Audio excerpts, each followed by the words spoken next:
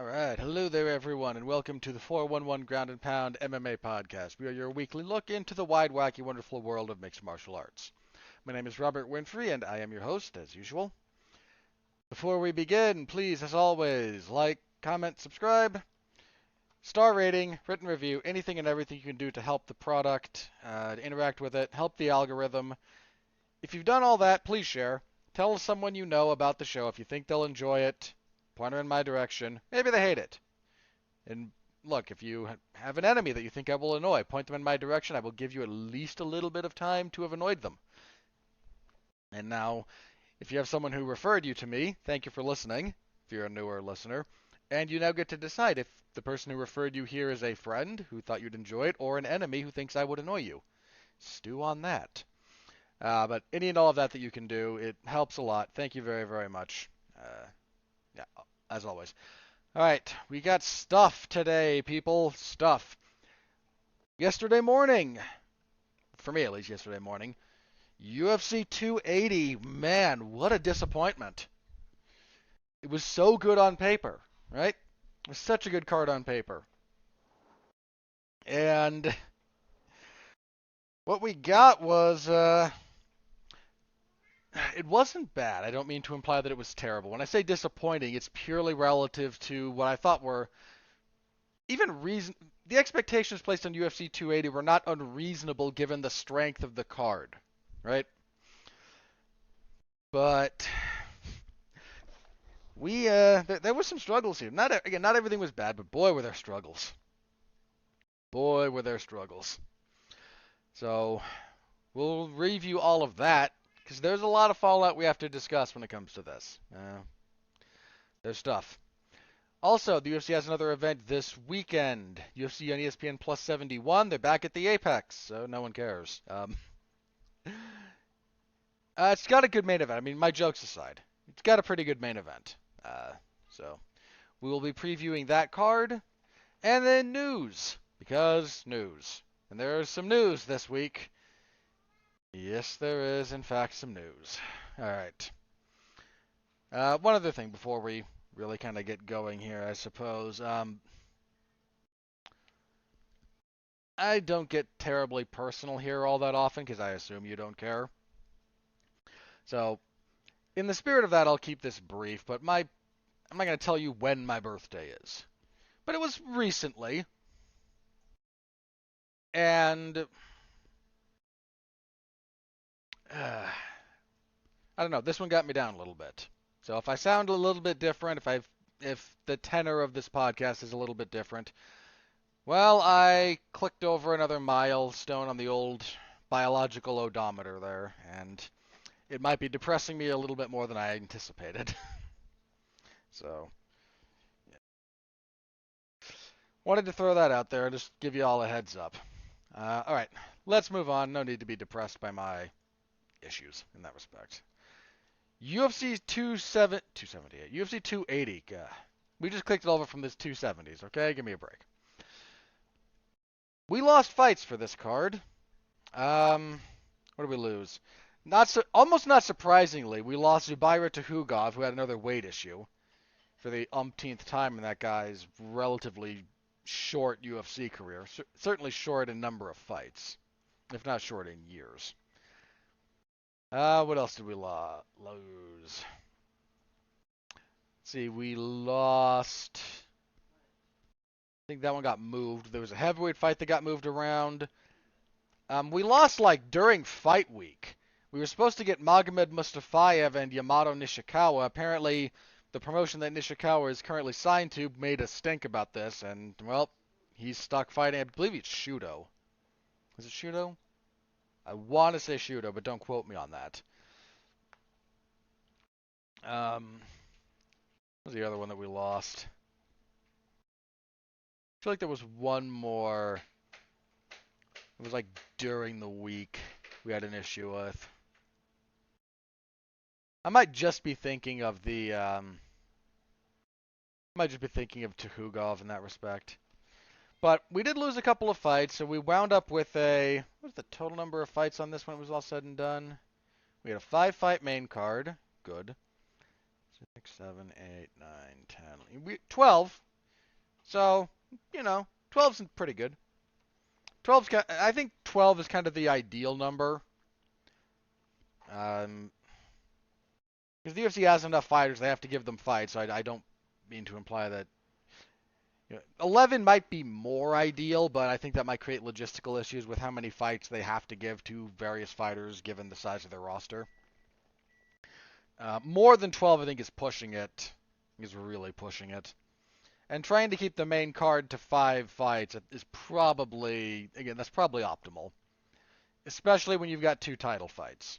If you got 2 or more 5-round fights on your main card, do not go more than 5 fights.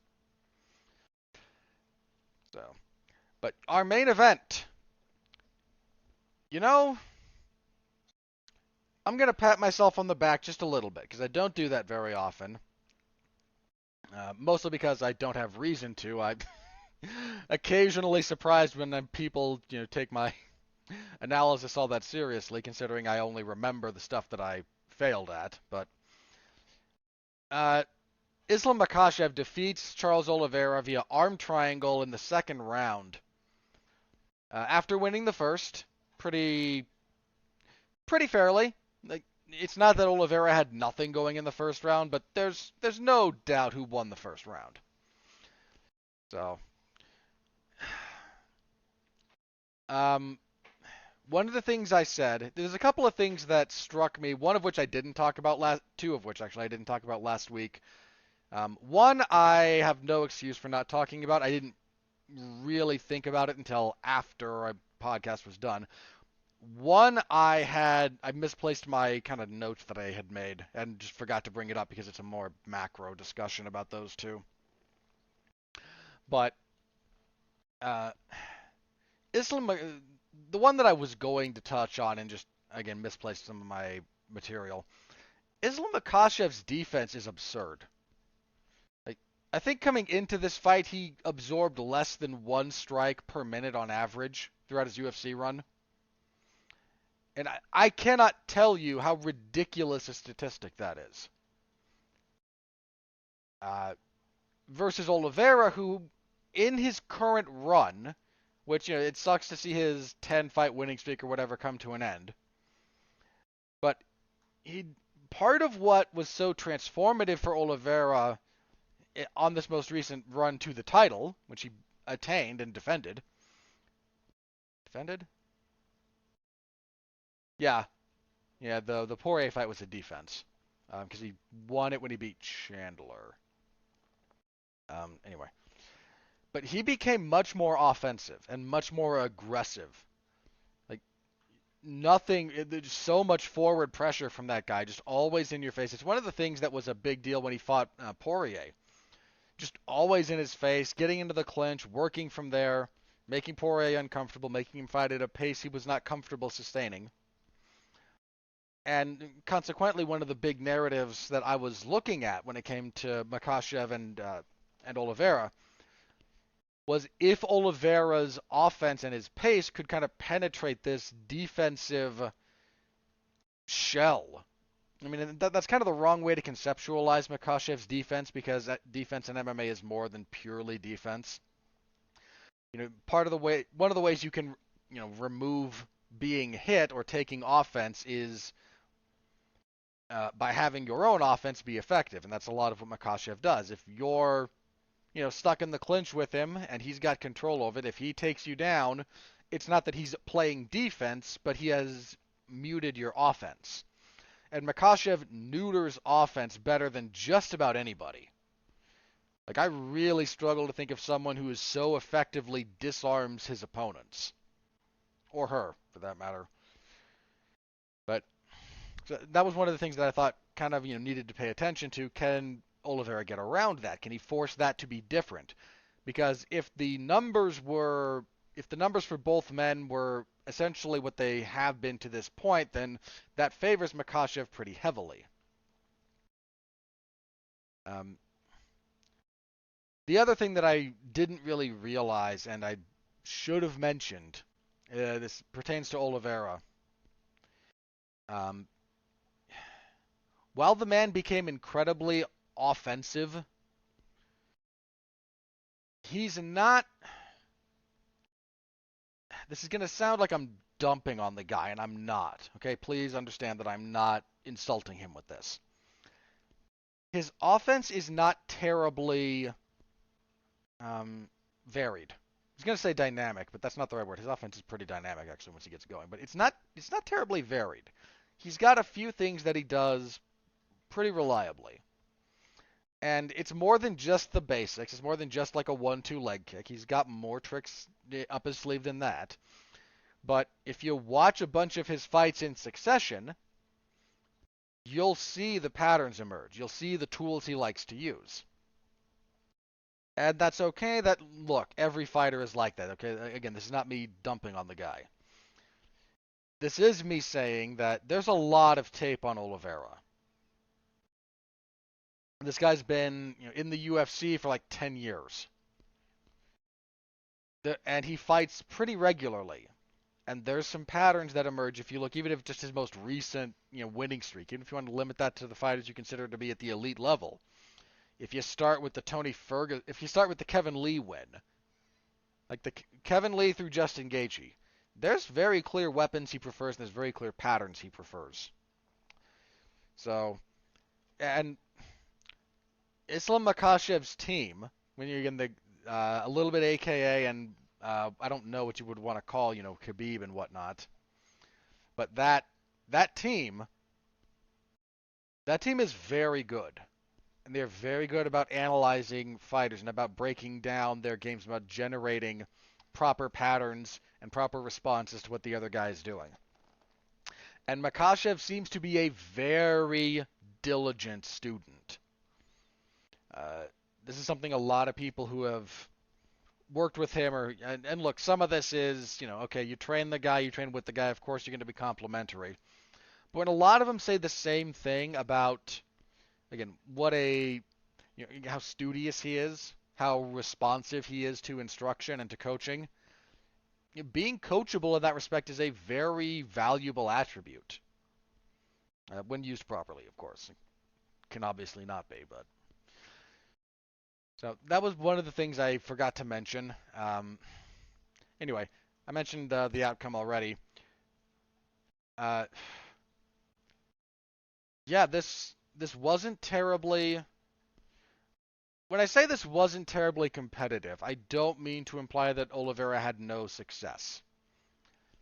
I just mean to say that a lot of us who looked seriously at this said, if, and this is a bit of an if, but if Makhachev's submission defense is what we all think it is, because he hasn't fought someone who's really...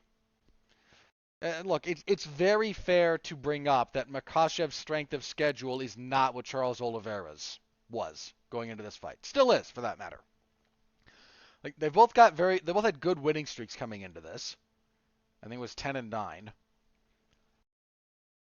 Who had the better strength of schedule? The answer is Charles Oliveira, and it's not especially close. Oliveira's fighting Tony Ferguson, Dustin Poirier, Michael Chandler, Justin Gaethje, and Makhachev's fighting, and I don't mean to disparage these gentlemen. He's fighting Drew Dober and Bobby Green and who's the Brazilian gentleman?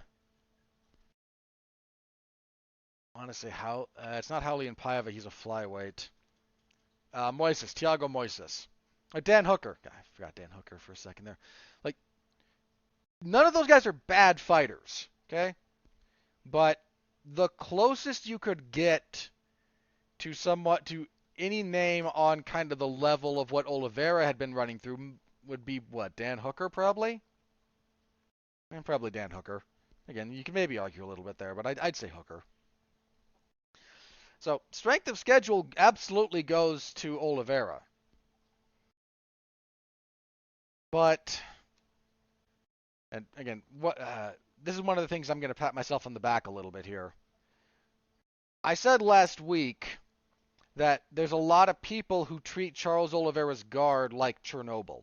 Like you can't go there. And Oliveira's guard is good. I don't mean to imply otherwise. But that's not really where he does his best submission work. He does his best submission work if he can like from the back or in transition. Transition is really where he does the majority of his work. If you watch what he does, he gets you to make a bad call and then punishes you for it, whether that's a desperate shot, whether that's a desperate get up, whether that's a bad scramble. I mean, he himself describes his jiu-jitsu as jiu-jitsu of opportunity rather than necessarily positional progress, which is fine. It's brought him tremendous success. But it also garnered him it garnered a reputation because sometimes when we talk about these things, we don't discuss the nuance of uh, where someone's jiu-jitsu is very good. You know, some guys are very good top players. Some guys are actually less good top players. It's a little bit weird when you think about it, but it's true. There are some fighters, some very good jiu-jitsu grapplers who are actually better off of their back than they are on top. They struggle to pass guard. But you put them on their back and they're, drowning you.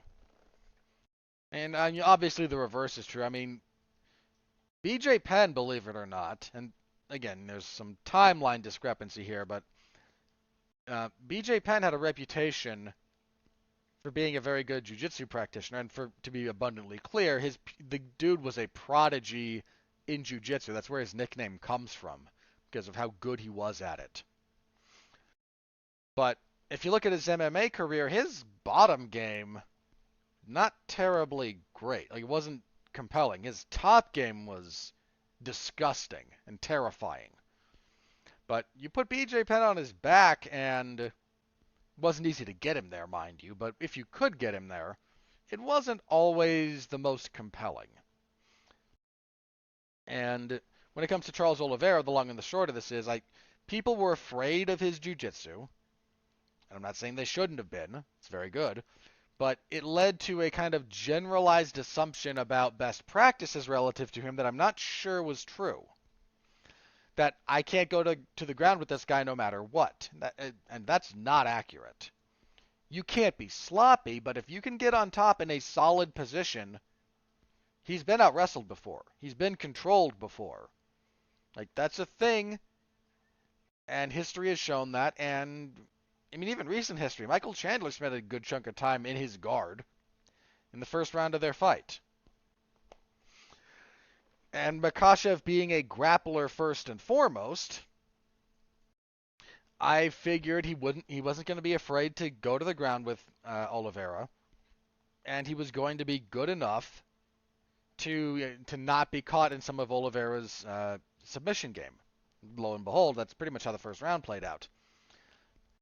Second round, Oliveira, again later in the round, Oliveira tries a jumping knee, which he does a lot. Again, if you look at Oliveira's fight history, he likes the jumping, technically be a jumping switch knee. Usually with his opponent against the fence, not exclusively, but usually. And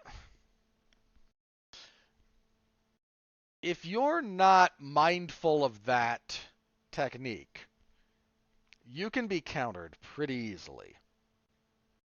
And in this instance, Makhachev kind of took a slight angle. He got hit with the knee, then he landed a little bit towards the chest.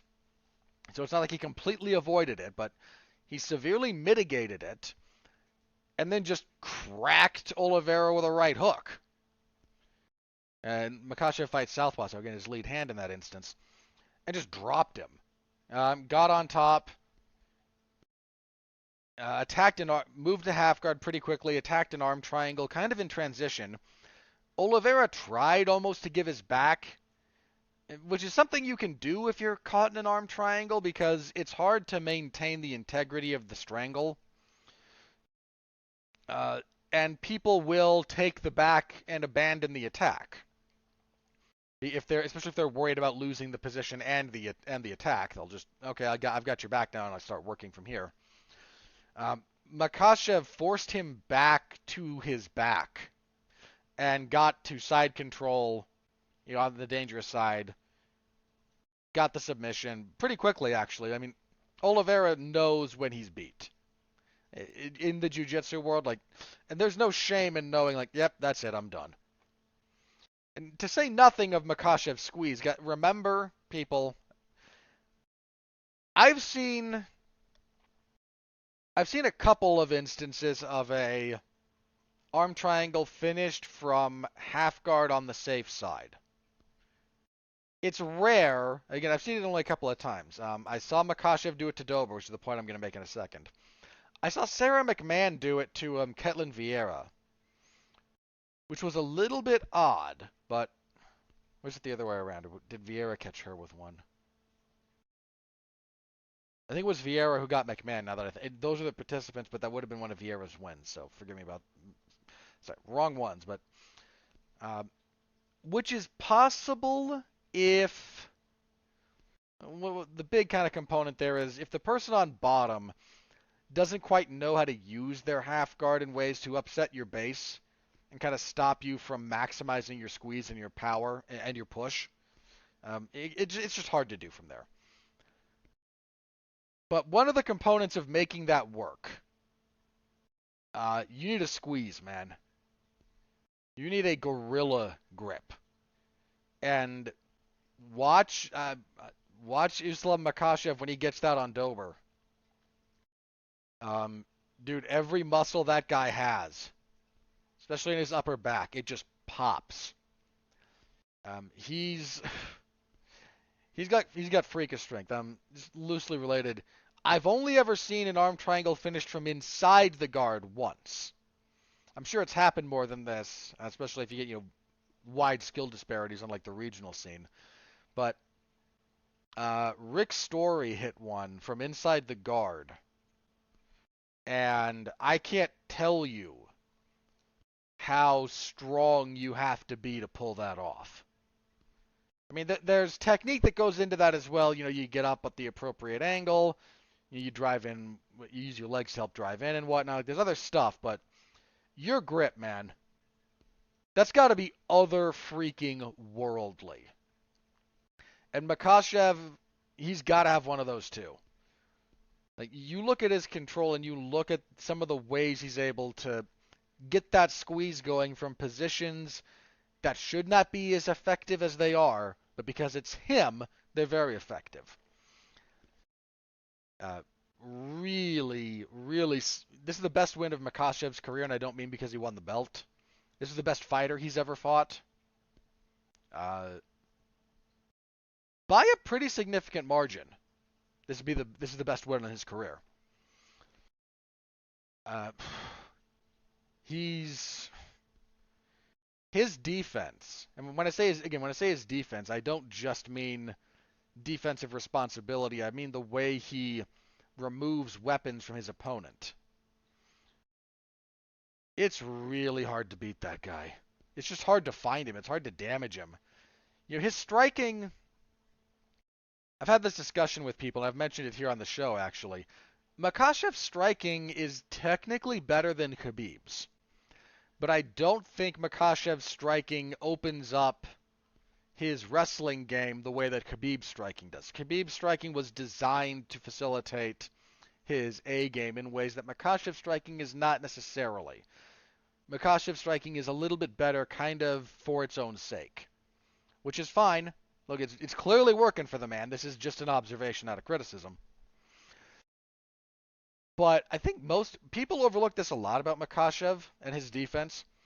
Let me ask you a question, dear listener. What's the first line of defense? Right? Like, there's lines of defense. What's the first line of defense if you find yourself in a fight? I'm going to tell you, but I want you to think about it for a second. The first line of defense is your footwork. It's your movement. This is true in boxing. It's true in wrestling. It's true in kickboxing. It's true in MMA. Good positioning will account for the majority of your defense and your defensive responsibilities. Makhachev's footwork and positioning in that respect, I think it's a little bit undersold. Maybe no one's really pushed him to show it off kind of the same way that Oliveira did, or maybe we just weren't looking as hard.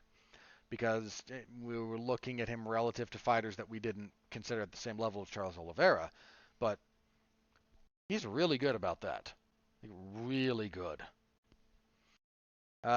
His offensive striking is, it's a little bit slept on in some respects. Once he gets going into it, though, the technique breaks down a little bit, but this is all like minor stuff that can still be refined and corrected. Uh, I think the other thing we need to consider with Oliveira, and this is relative to him, while Charles Oliveira did become an offensive powerhouse, and that offense and that pressure overwhelmed some very good fighters, we said this before about him. Um, he's very hittable, right? You look at the number of guys, even on his run, that found him and that hurt him, in some cases badly. And he was able to persevere, and God bless him for it, man. Like, gutting through some of those bad positions when you're hurt and figuring it out.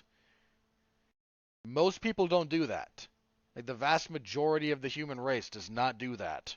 He did. And that deserves acknowledgement.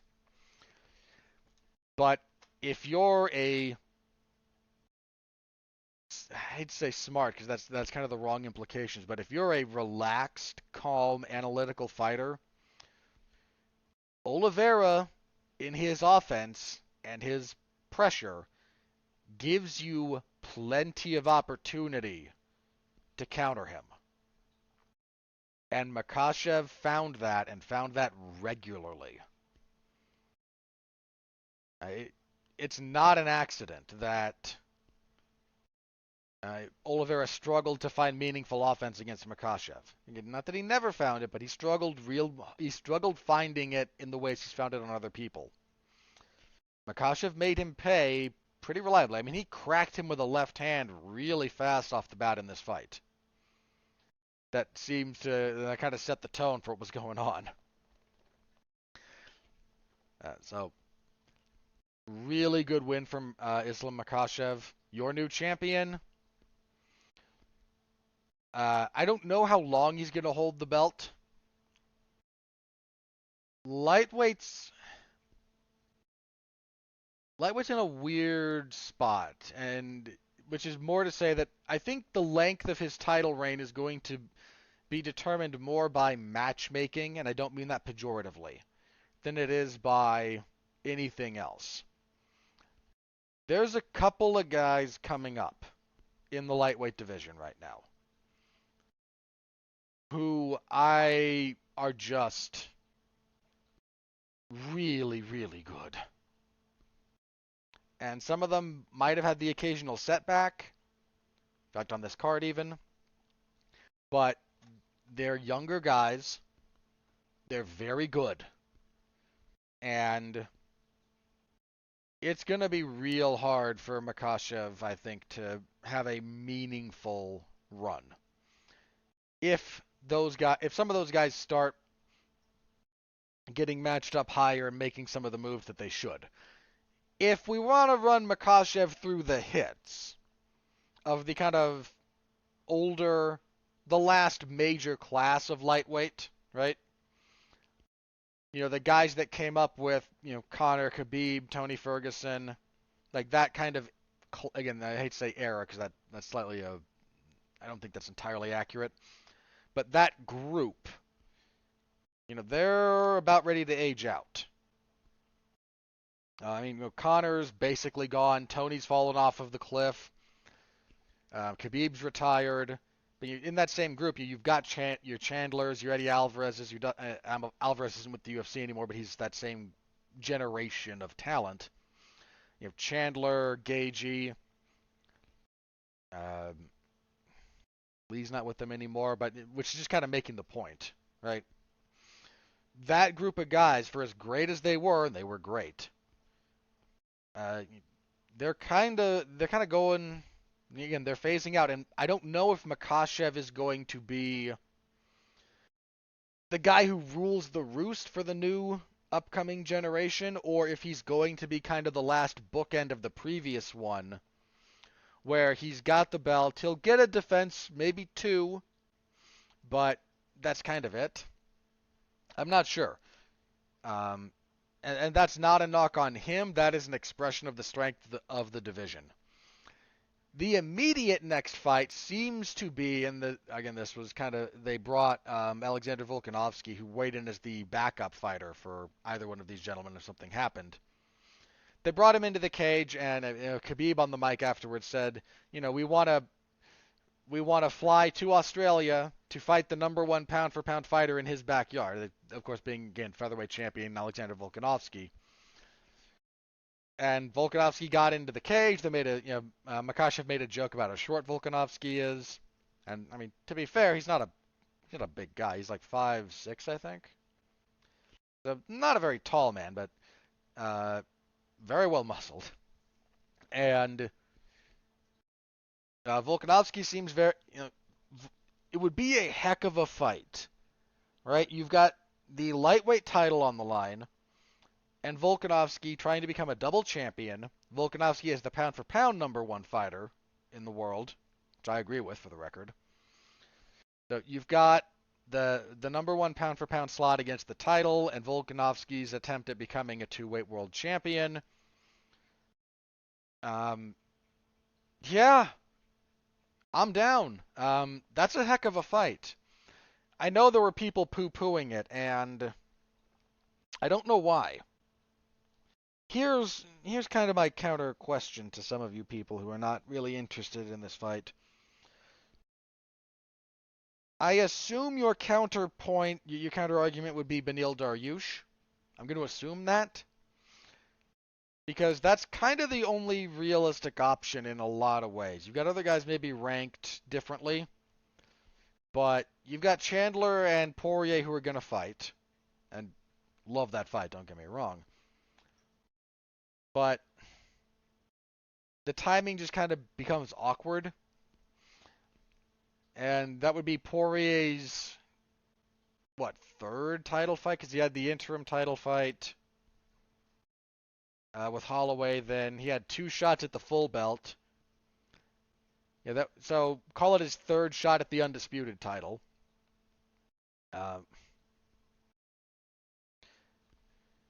And I don't know. I'm not saying you couldn't make the argument for him. I am saying that that's a bit of a harder sell. Look, I'm going to talk about Dariush more in detail in a minute or two here, so bear with me in that respect. But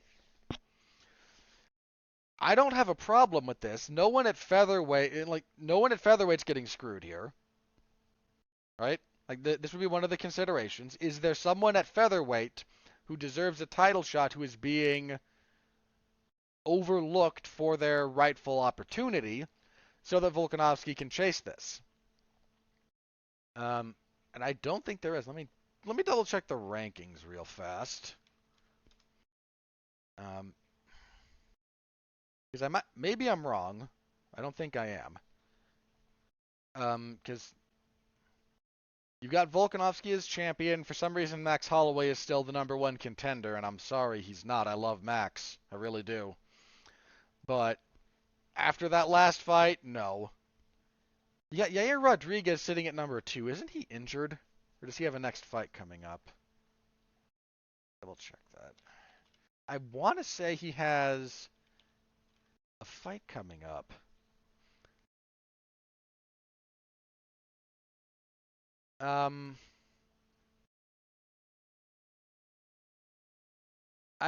Okay, they're talking about maybe Rodriguez and Emmett. And again, Emmett's face got messed up by Calvin Kattar. I thought he lost that fight too. But you could do that. So I'm not. I mean, again, Emmett. You could maybe make a case for Emmett, but again, that Kattar fight was. I didn't think he won, and the injury, his face got kind of busted up and broken up in that one. That's the thing. He's already beaten Ortega. You got Kattar and Allen who are fighting this coming week. So the long and the short of that, there's no one who's there like, I'm healthy, I'm ready, I'm the next deserving contender who's being completely overlooked here. Uh, Different point in time, maybe. Look, if Rodriguez and Emmett like were going to fight shortly, the winner of that would be your clear-cut number one contender. No argument for me. And at that point, they would be getting screwed over in favor of this. Again, somewhat pursuant to their injury status and whatnot. There's timing and stuff that goes into this. But I don't think anyone's getting overshadowed at featherweight. And if we look at lightweight, again, the current lightweight, so these have not been updated on the official UFC rankings, but you've got Makhachev as champion. Oliveira might still sit at number one, followed by Poirier, Gaethje, Chandler, Dariush. Dariush will bump up from his current spot at 6. Fiziev at 7. Rafael dos Anjos at 8. Gamrot lost, but I don't think he's going to drop too far. Partially because we're getting one spot that's going to be filled by someone becoming champion. You've got interesting fighters for Makhachev there. Fiziev is interesting. Dariush is very interesting. Those two were supposed to fight, if you'll recall. The Bobby Green fight, actually, was supposed to be Makhachev and Dariush. I'm very interested in that fight. You've got Rafael dos Anjos making noise about, Makhachev ran away from him and now he's champion. I wouldn't favor RDA in that fight. But the point there is, I don't think anyone's getting obviously leapfrogged when you look at who's had shots recently and who's currently scheduled to fight and when. If we're looking at guys ranked, again, 7 and 8 in Fiziev and dos Anjos and going, well, that's interesting, and it is, but they haven't fought someone they don't have a big win that they're riding a wave of momentum off of. So the circumstances are right at the moment where I would not personally object to this. Other people may feel differently, and fair enough, but that's my take on it as far as that goes. I don't think it would be egregious to make that fight given the current state of everything. As for what's next for Charles Oliveira, who knows? Oliveira and Beneil Dariush, who fought on the same card. It would suck for Dariush, who's won like 8 fights in a row. He might be at 9 now, actually, after his win, but it's unfortunate for Dariush, but he's going to need one more. That's just kind of the way it is at the moment. And Oliveira coming off of this loss, I don't know, kind of makes sense. Oliveira wants to stay busy, and this guy's had plenty of setbacks before. He might get another crack at the belt. It's entirely possible. So, not sleeping on that guy and his future at all. Not the most competitive main event. This was very Makhachev heavy, but not a bad fight, especially once you've seen it. I don't think there's a tremendous you might want to rewatch this once for some very specific stuff to look at, but is there tremendous rewatch value here? Not unless you're doing like a big tape study on one of the two guys. Otherwise, it's just kind of a fight. In the moment, it felt bigger because in the moment it usually does, and I don't mean that as an insult. All right, co-main event. What a farce. What an absolute farce. Aljamain Sterling defeats TJ Dillashaw via TKO, just punches and elbows from back mount in the second round. Okay, before I yell about this, and I can't get around it, there's one thing I need to kind of be annoyed at myself over. When it comes to discussing this fight in my preview, and I mentioned that, TJ Dillashaw at his best poses some problems for Sterling. There's a degree to which I stand by that.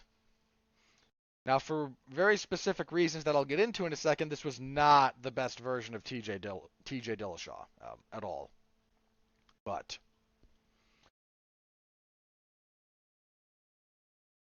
one of the things I had overlooked in kind of looking at these two guys, um, Dillashaw throws a lot of kicks, which I knew and remembered.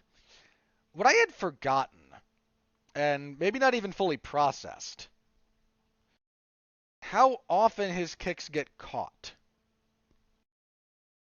Like, a shockingly high percentage of TJ Dillashaw's kicks get caught by his opponent. And that's kind of to do with how he throws them. And I'm not saying it's wrong, okay? Dude's a former world champion, former two-time world champion. So when I talk about what he's doing here, understand this isn't me saying he's doing it wrong, but this is why what's happened happens.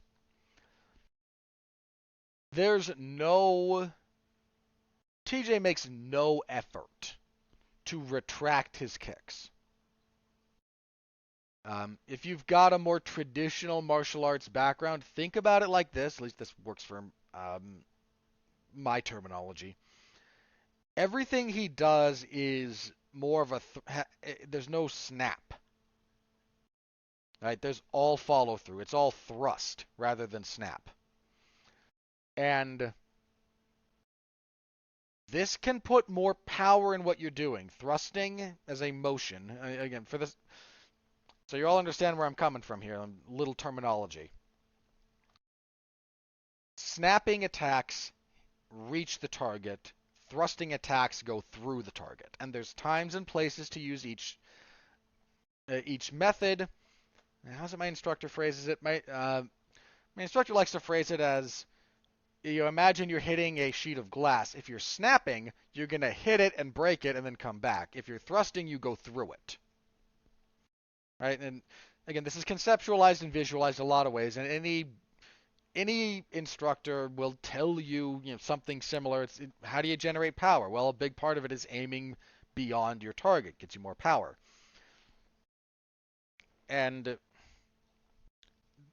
Dillashaw leans very, very heavily, especially in his kicks, into a lot of follow through. So again, a lot of motion that goes through the target. And that does generate more power. It's part of the reason his kicks can be so strong. But it leaves a lot of opportunity for the other guy to counter and to do something with it. Watch Dillashaw's fight versus Dominic Cruz. Cruz doesn't catch a lot of those kicks, but he catches some. But more instructive for the purposes of this would be, look at how many times Dillashaw whiffs and is completely off balance afterwards. And you want to know why that is? It's all follow through.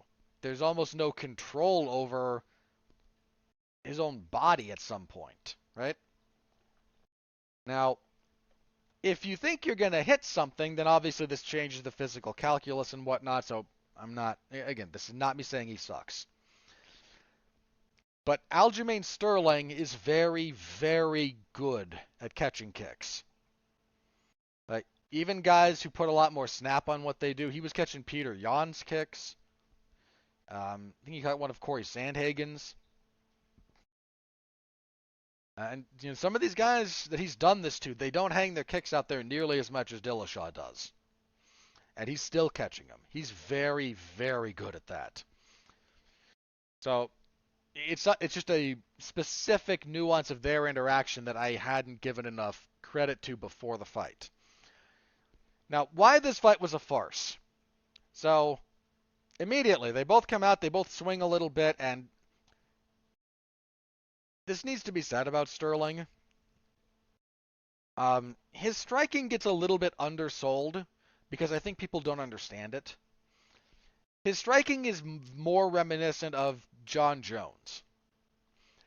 He doesn't throw a lot of combinations, but he's got a pretty good variety of strikes he offers, and he's a very long fighter. So he kind of has adopted that school of thought, which can be a very winning school of thought. It can be a very losing school of thought at times. There is no perfect fighting style. There's no perfect methodology. There's what works best for you. And this works for him. So when you talk about him not being comfortable striking, it's not that he's not comfortable striking. He's not very comfortable in the pocket. Specifically, like that range, he's not very comfortable. And he's not very comfortable in exchanges. But forcing him into those positions is very difficult.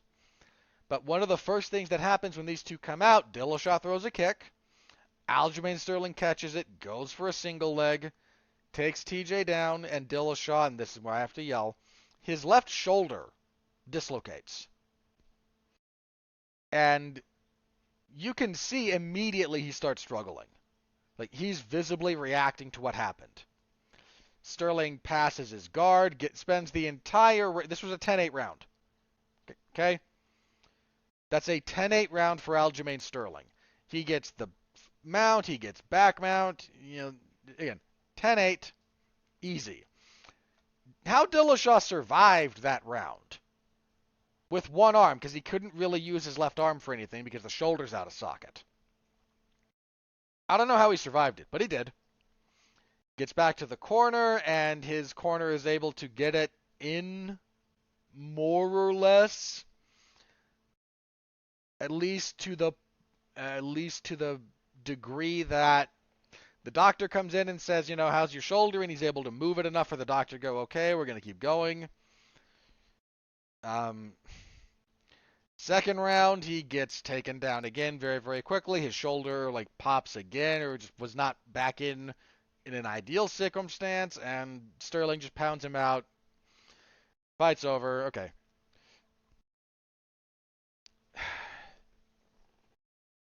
After the fight, Sterling called out a few of the other bantamweights below him, whatever. I'll get to that in a second. I need to talk about what TJ Dillashaw said. First thing Dillashaw says is he apologizes to the division because he held everything up. Apparently, this injury to his shoulder happened in April. Let's sink in for a second. 6 months ago, half a year, he injured his shoulder, and I think he said it fell out or dislocated 20 some odd times during camp, which is ridiculous. One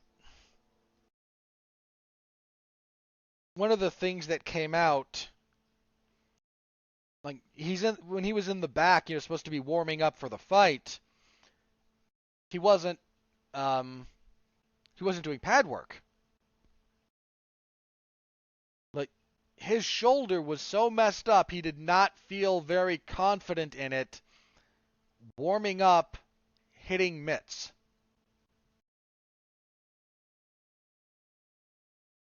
I mean,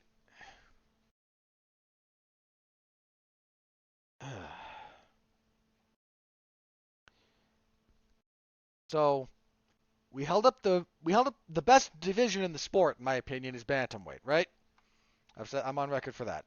Best division in the sport. So the best division in the sport, with a lot of good contenders, is held up. So an injured guy can get an undeserved shot at the belt. And I'm going to say undeserved because I don't think he beat Corey Sandhagen. All right, that's my opinion on that fight in particular. Just, I don't think he won it. But to say nothing of,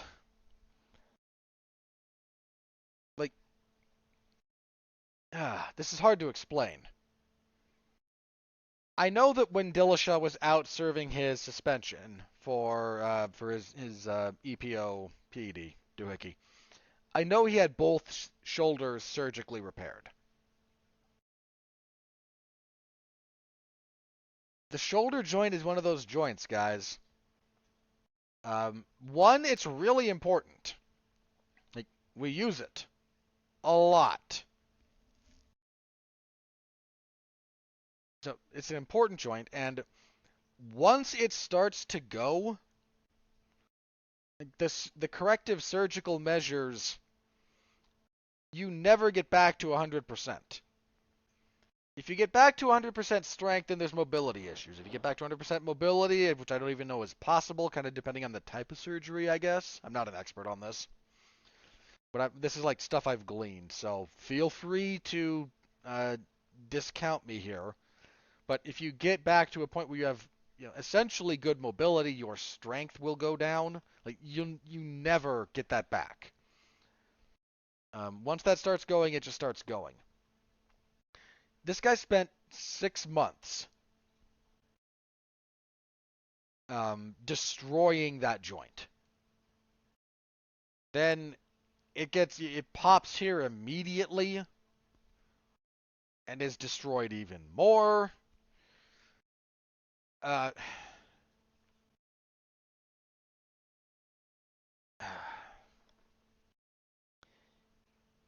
mean, he's gonna have to have that surgically repaired again. And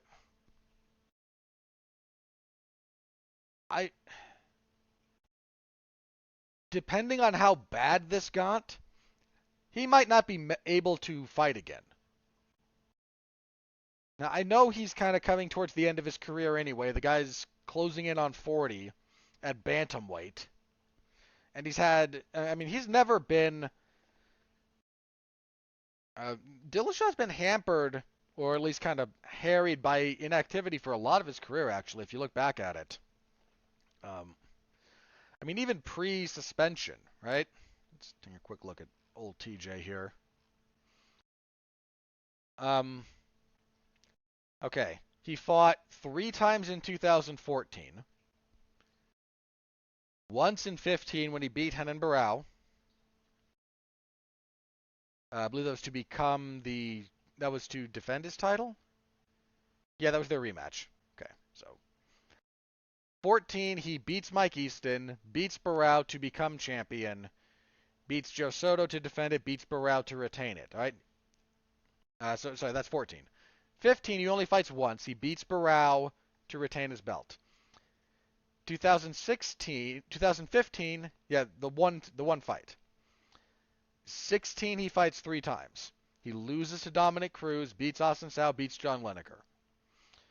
17, only fights once, wins the belt. 18, only fights once, defends the belt against Garbrandt. 19, only fights once, loses to Henry Cejudo at flyweight. Is suspended after that. 2021, fights once, wins the split decision over Sandhagen. Has his knee injured in that fight. 2022, bear in mind, over a year ago, that was July of 21 when he fought Sandhagen. Year and a half later. Fights Aljamain Sterling. This will be his only fight of 2022. He might not fight next year at all. So, again, 17, 18, 19, 1 fight a year. That suspension, he lost the 2...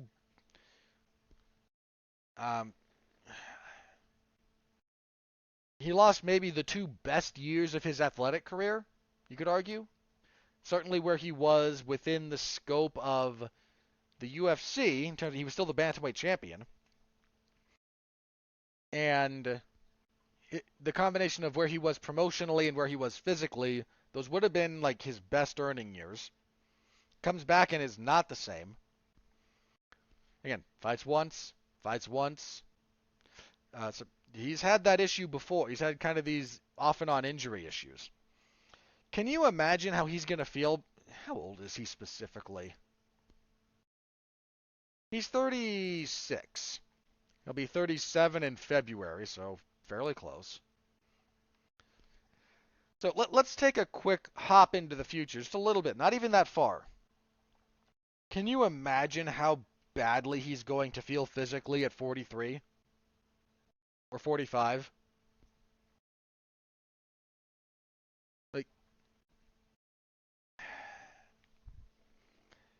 Yeah, I took that shot against Aljamain Sterling with one arm, and as a direct result of those choices, as I enter a full half of my life still ahead of me, I can't raise my left arm over my head. That's on the table here, people. Ugh. To say nothing of... I got a couple of points here that are going to kind of wrap into some of this. One, I don't know that it was ethical for his team to allow him to fight here. Like, these people knew how compromised he was. You sent that guy out there to fight the best bantamweight in the world, arguably, in Aljamain Sterling, with one arm. Think about that for just a second. If TJ had to fight this fight with his left arm tied behind his back, would you have sent him out there? Because that's basically what you did. That is fundamentally what you did here.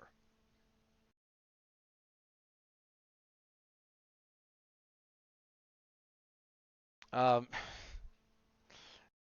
yeah, sure. What shot do you think you have under those circumstances? I mean this in all sincerity. Like, you might never have had a good shot at beating Aljamain Sterling under the, like, again, 36-year-old TJ Dillashaw against Aljamain Sterling. Even the best version of what Dillashaw could muster at 36, right? Say he was as good as he was when he fought Sandhagen. Okay? Let's just, hypothetically, let's put that TJ Dillashaw in the cage against Aljamain Sterling last night. Sterling still wins this. Right? I I don't have any problem saying that even. Like, this version of Aljamain Sterling would have beaten the best version of TJ Dillashaw that could have been mustered reasonably. Like, and if you take the best version of TJ from, 4 or 5 years ago, and then put him in there, does that change things? Yes, that changes things. And okay, fair enough. But we're not talking about best. I'm not talking about best ever. I'm talking about like reasonable best. You're not going to lose 5 years of wear and tear and whatnot. You're going to bring yourself back, a different version of yourself from 5 years ago. The version of himself that got into the cage against Corey Sandhagen, again, a little over a year ago, but theoretically that's not outside the realm of possibility. And that guy would have probably been beaten by Aljamain Sterling. Um,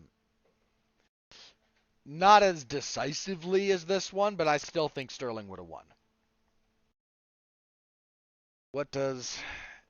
So, one, I seriously question the ethics of the people involved here who sent him out there. I would love... Like, again, the reasonable best version of TJ Dillashaw does not have a great shot at beating Aljamain Sterling, but what'd you say? Like, if the best reasonable version of TJ Dillashaw at 36 fought the same version of Aljamain Sterling that showed up, how many times would those two have to fight before you'd get a TJ Dillashaw win? And I know this is a weird way to kind of conceptualize this, but when you say, like, what are the odds, right? Like, how many times in theory would we have to do this before to get a certain result? What would you have to have them fight 10 times for that version of TJ to beat this version of Sterling? 20?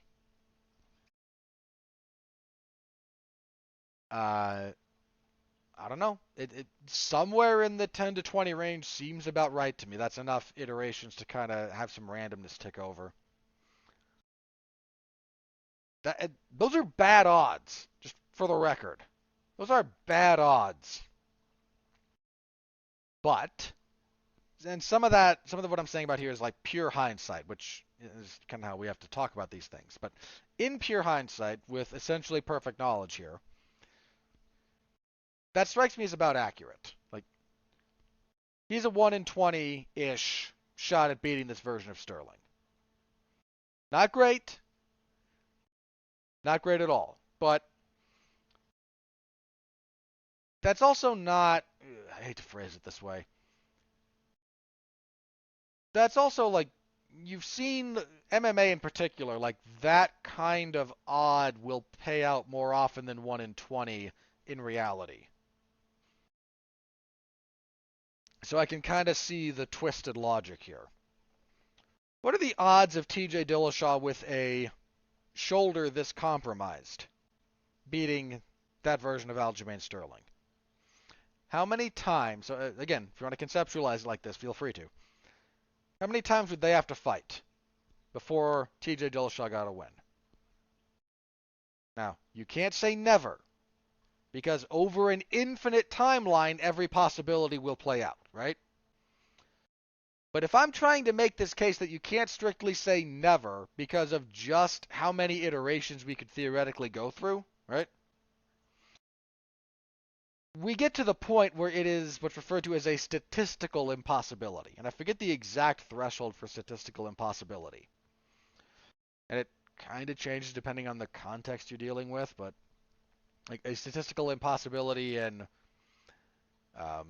one sporting context is not the same as a statistical impossibility in another sporting context or in different like mathematical systems. So, but long and the short of that, how many times do you think you would have to run this fight, run this simulation or what have you, before you got a TJ Dillashaw win? If you answered anything less than like 8 or 9 figures, you're dreaming. And if we're talking 1 in a million or more, and given how many numbers I just said again, because a million would be 7. So if those are the odds, what you have is a statistical impossibility. And at that point, I don't mind saying, you sent TJ Dillashaw out there with no chance of winning. None. You've got a Hail Mary head kick right off the bat, and that's it. You have no chance. You have no realistic chance at beating this guy. So why are we doing this? I mean that. Why are we doing this? What was the purpose of this fight? And before we knew about the injury, okay, fine. Like, if TJ's not injured, we can revisit. We can kind of recontextualize some of the discussion here, but he is, and he was.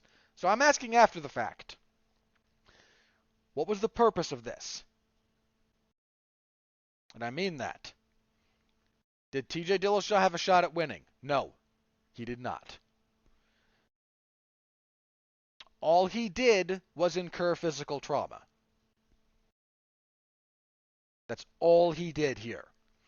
All he did was damage that shoulder even worse, and he did damage it worse, and take punches and elbows to the face for 6 minutes and change. 7 and change? And exactly was in the second. Hang on. Okay, sorry. 3:44. So, okay, 8 minutes. Call it 7 because I don't imagine he was getting hit literally every minute, but for the sake of argument, 7 minutes. All he did was take 7 minutes of physical abuse, further damage to a compromised joint, with no chance of victory. I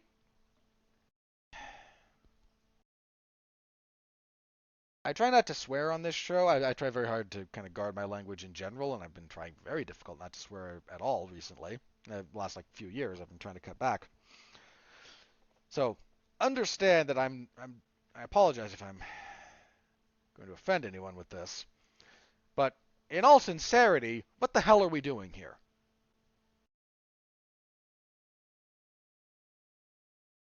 I absolutely mean that. What was the purpose of this? Oh, and by the way, I don't know what kind of pre-fight medical screening went into this. I don't know who. They apparently there's allegedly a some kind of governing body or sanctioning body over the UAE as it pertains to MMA. I got a hunch that's purely boilerplate, and the UFC is essentially self-regulating. That's my read on this. They get to use the rules that they prefer to use. Um, they, and all that kind of jazz. So I'm going to ask this again.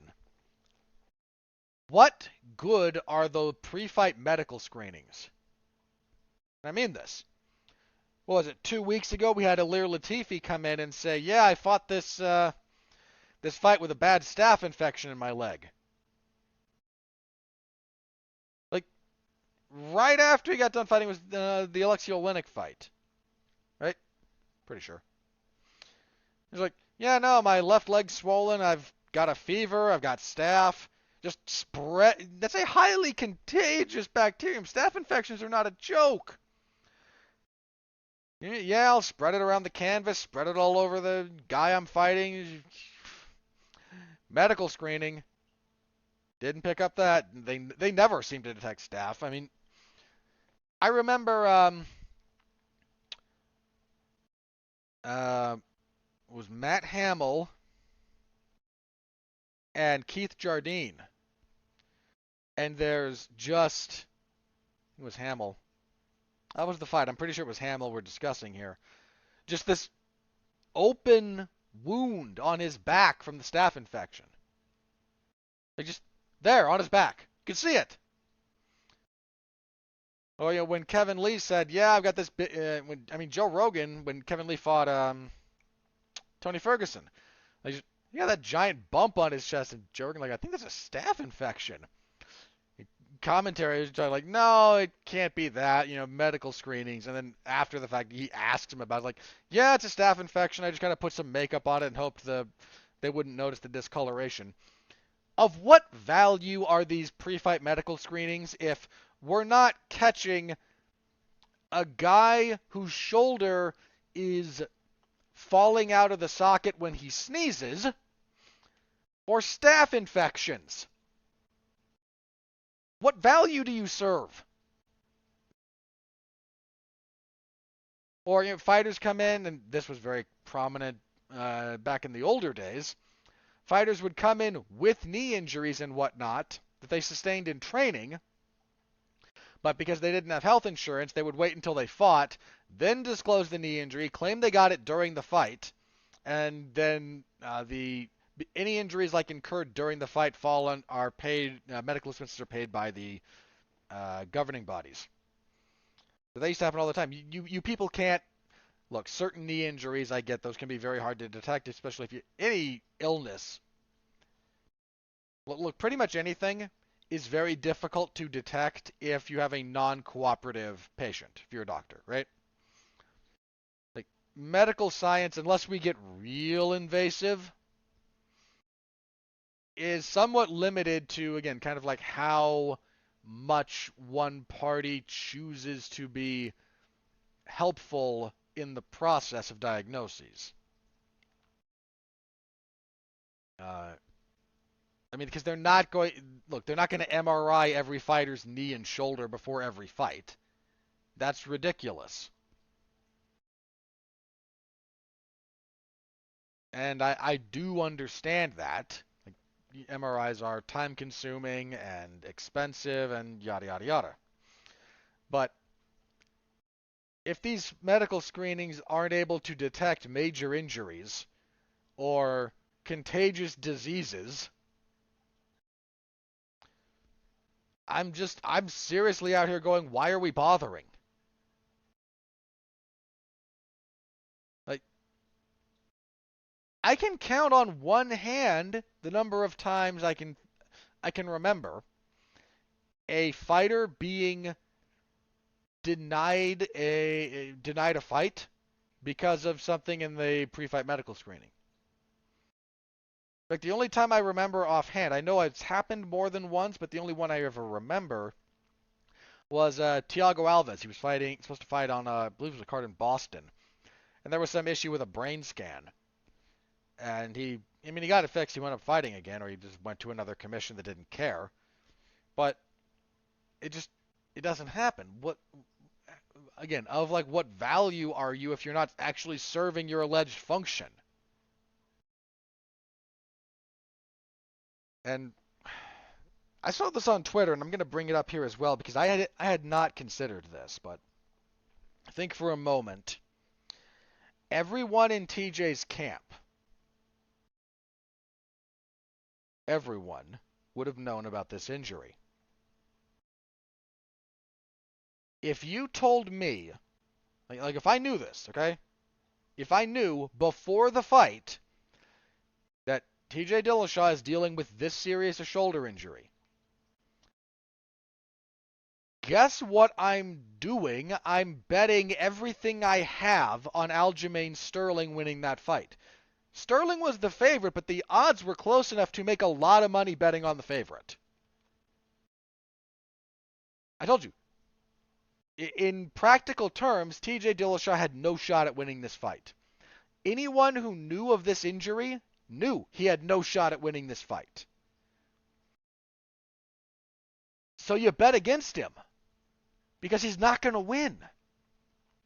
And yeah, Sterling's the favorite, but he was, what was he? 2-1? A 2-1 favorite? You can easily turn a significant profit on odds that are that close, believe it or not. Like you got to get a little bit higher up in the odds before it stops being really worth your time to bet on favorites in any kind of real capacity. At like minus 210 or whatever he was, you're just all you're doing basically is getting a really good percentage ROI. Like that's not a gamble. If you know about that injury, that's not a gamble at all. There's no ambiguity here. He's going to lose that fight. Ugh.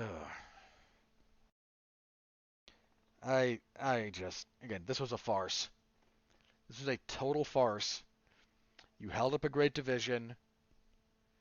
You had this guy potentially ruin his quality of life more so than regular fighting does anyway. Just ground that shoulder into powder. Every bit of connective tissue there is going to be compromised. If it's falling out that easily and that consistently, every bit of connective tissue, every tendon, every ligament is going to be screwed. Your cartilage might be terribly screwed up. You might have had a lot of bone-on-bone going on there. Just terrible. And you sent him out there to get more head trauma. Now, you got hit in the head a fair bit. How many times did he get hit in the head specifically? Hang on, I'm gonna look this up because it's going to amuse me and or depress me.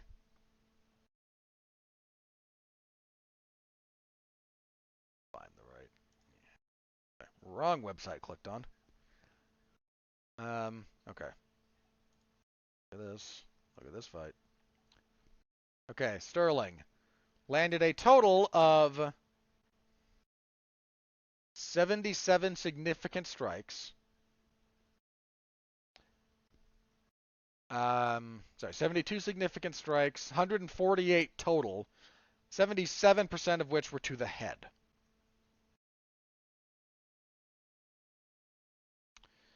You are welcome to do the math on that.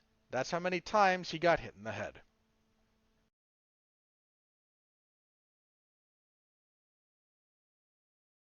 And for nothing.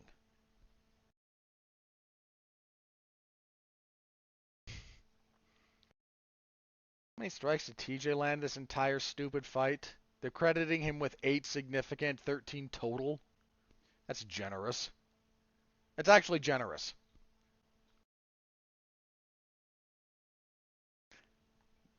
This was a farce. It's the only way I can describe it. You'd like to think that Dillashaw would have been smart enough about his health to not do this, but fighters are delusionally optimistic. You'd like to think that his corner would have had some degree of his team would have had some degree of his health and safety and quality of life in mind, but they're not incentivized to do so. You'd like to think that a sanctioning body, which allegedly exists in this instance, would have been willing and able to intervene in some capacity on behalf of the fighter and said fighter's quality of life and realistic competitive chances of winning. And like, how do we justify this ethically? I mean that, and it's going to play into something else I'm going to talk about later, but part of what we do in this, part of the reason we tolerate combat sports, and I say tolerate on a societal level, is the notion that this is an exhibition of skill, right? That so-and-so has a legitimate chance at winning, that so-and-so is expressing skill and whatnot, and we don't do the stupidity of feeding someone to the lions. Now, we might as well have done that.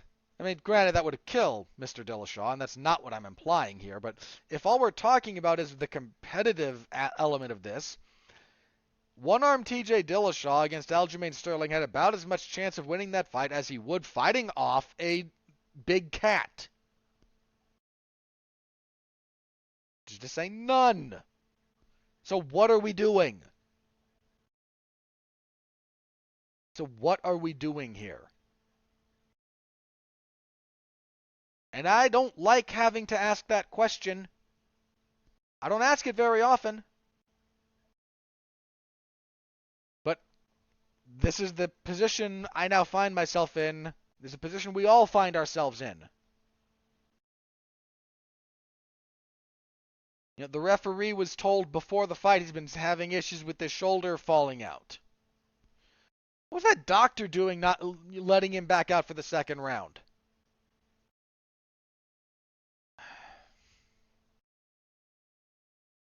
Again, what are we doing here? What are we doing? Everything that allows us to enjoy this sport was absent from this fight. And I don't just mean the government in some kind of like nebulous sense. Like, government regulation of sport or combat sport in particular is a necessity because it's meant to be a representation of what we all collectively tolerate and allow and think is necessary ethically for this kind of thing to happen. And if you know my sort of like generalized world leanings, I'm more a small government kind of guy as a general rule, but that doesn't mean no government. And an examination of what is allowable for combat sports does not seem unreasonable to me. We can talk about individual specifications all we want, and those should be discussed, but the fundamental notion that this is something that needs to be examined and regulated by the authority that we kind of look to for the organization of our society does not seem unfair to me. And it's kind of and it can be a reflection of your society as well. You know, hey, how did the the Roman gladiatorial games were sanctioned by the government? That says a lot about them. Just like what we allow says a lot about us. Or do we like what this says about us? I don't like what it says about me. Frankly, I don't like what it says about you. I don't even like TJ Dillashaw as a general rule. No, this is not, oh, he's a cheater. Dude got popped. Dude paid his time. If that's your gripe that you're still holding over his head, I don't know what to tell you. But please, I don't know, grow up. I didn't like this fight for reasons that had nothing to do with the fact that TJ Dillashaw got popped for PEDs. Everyone in the UFC. I mean that. Every one of them. Every single one of them has been or is on. Make your peace with it. Every sport you're watching, by the way, hockey, football, baseball, basketball, don't care. I don't care one iota. Guarantee you they're on something. Guarantee it. Make your peace with it. Don't be ignorant about it. Heck, have you seen, as it relates to the Olympics, like one of my favorite jokes about this was from, this might have been from the 30 for 30 series that was on Ben Johnson, the Canadian sprinter, whose gold medal was taken away because he failed a drug test. I think near the end of that, they kind of got into, what constitutes performance enhancing and whatnot. One of the guys says, on a lark, I kind of took the samples from that year, and because they maintain these samples for long periods of time, they're stored, and ran them through modern testing facilities. And he said nothing more than, I decided against that because, the past is the past. Let that sink in for just a minute or two, will you? The Olympics, the height of, we test and blah, blah, blah, blah.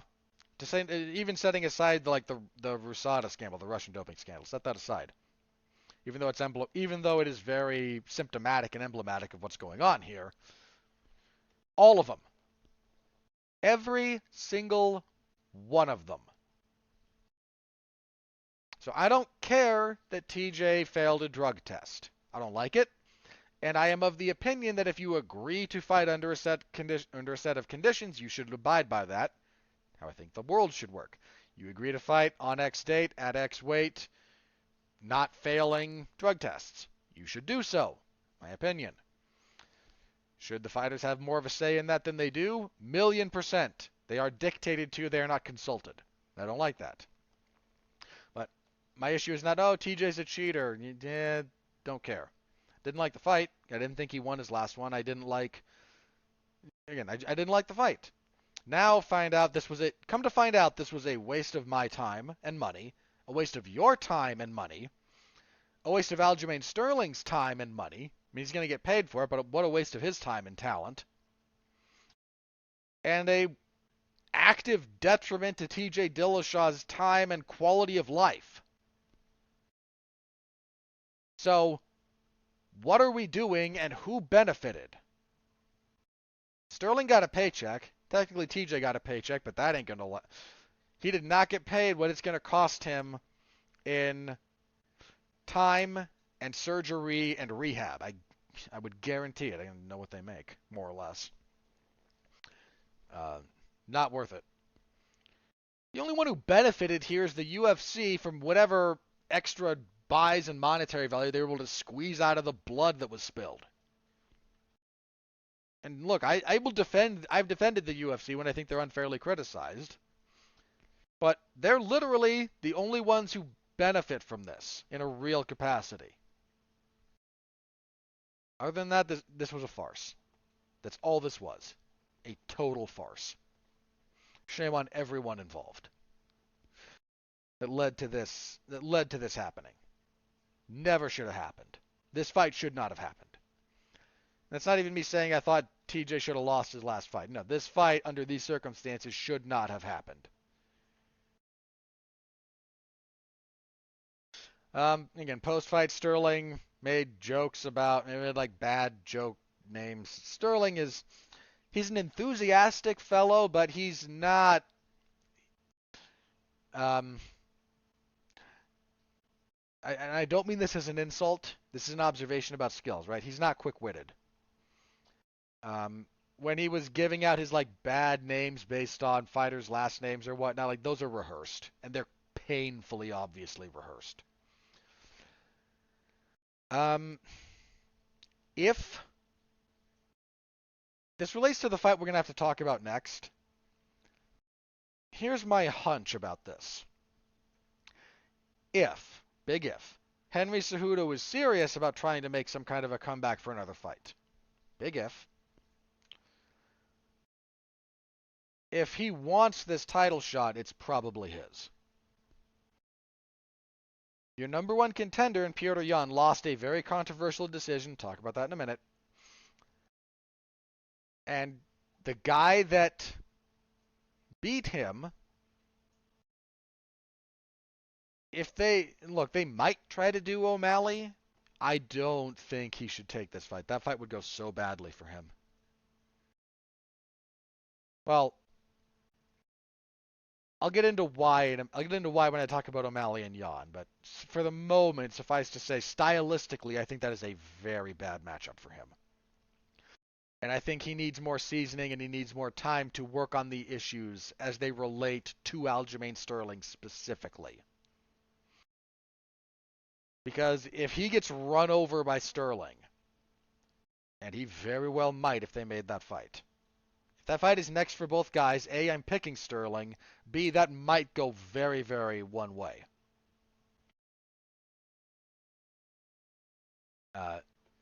He's... And so they might want to slow play that again because you lose that first title shot badly, you might not get another one. Might. You might want to be careful with that. That's all I'm saying about that. For the moment. So if that's somewhat out of play, again, who else are we looking at? He already beat Corey Sandhagen in the first round via submission. Like that wasn't a close fight. It was a very decisive fight, if nothing else. It was definitive.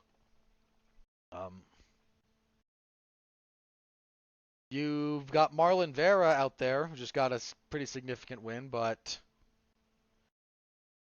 that would, I think, on a meritocratic standpoint and on a what interests me the most, I think it is Vera actually. But that's a possibility, but that might not work out. Vera might need one more. The division is just in kind of a general state where if Cejudo wanted to kind of parachute into a title shot, it's not unreasonable. So that's something you have to keep an eye on. I don't know exactly what's going to be next for the bantamweight title. There's a few things still in flux, but don't be shocked if Cejudo gets that one if he's serious about making a comeback. As for Dillashaw, I expected him to retire, to be candid, after this fight. He didn't, but he'll be 37 in February. He's not gonna fight until he's gonna be almost 38. He's gonna be out for a while because of this. So again, let's not mince words there. He's gonna be out for a while. That age at bantamweight, I'd be shocked if he has 3 more fights in him in the UFC. I'd be shocked, especially given his injuries.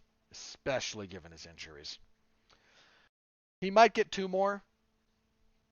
1 more seems like a certainty unless there's some other injury that really messes him up between fights, which could happen. But 1 more to try and go out on even if he doesn't win, to go out on a fight that was not this.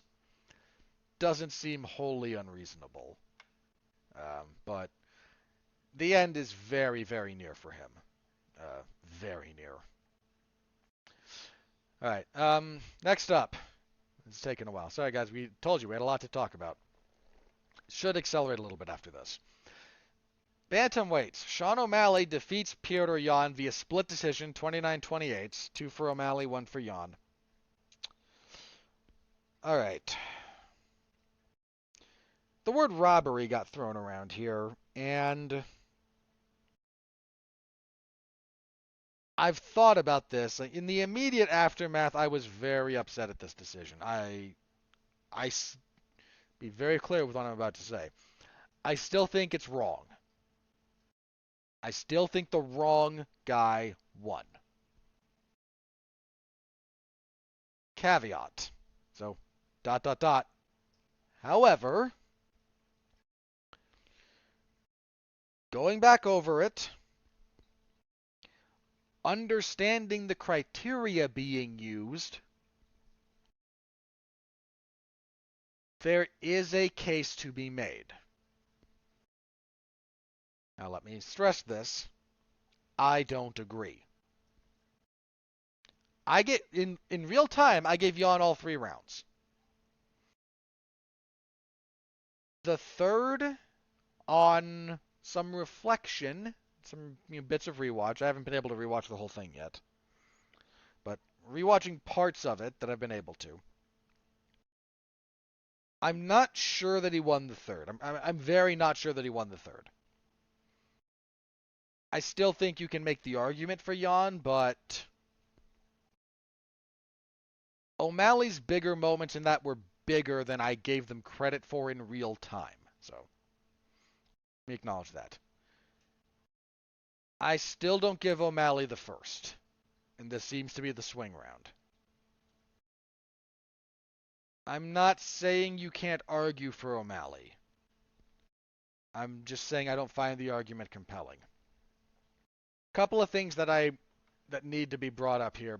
I'm going to talk about the fight itself separately from the decision and kind of what's gone into the scoring and whatnot, because I need to separate those two for the sake of this.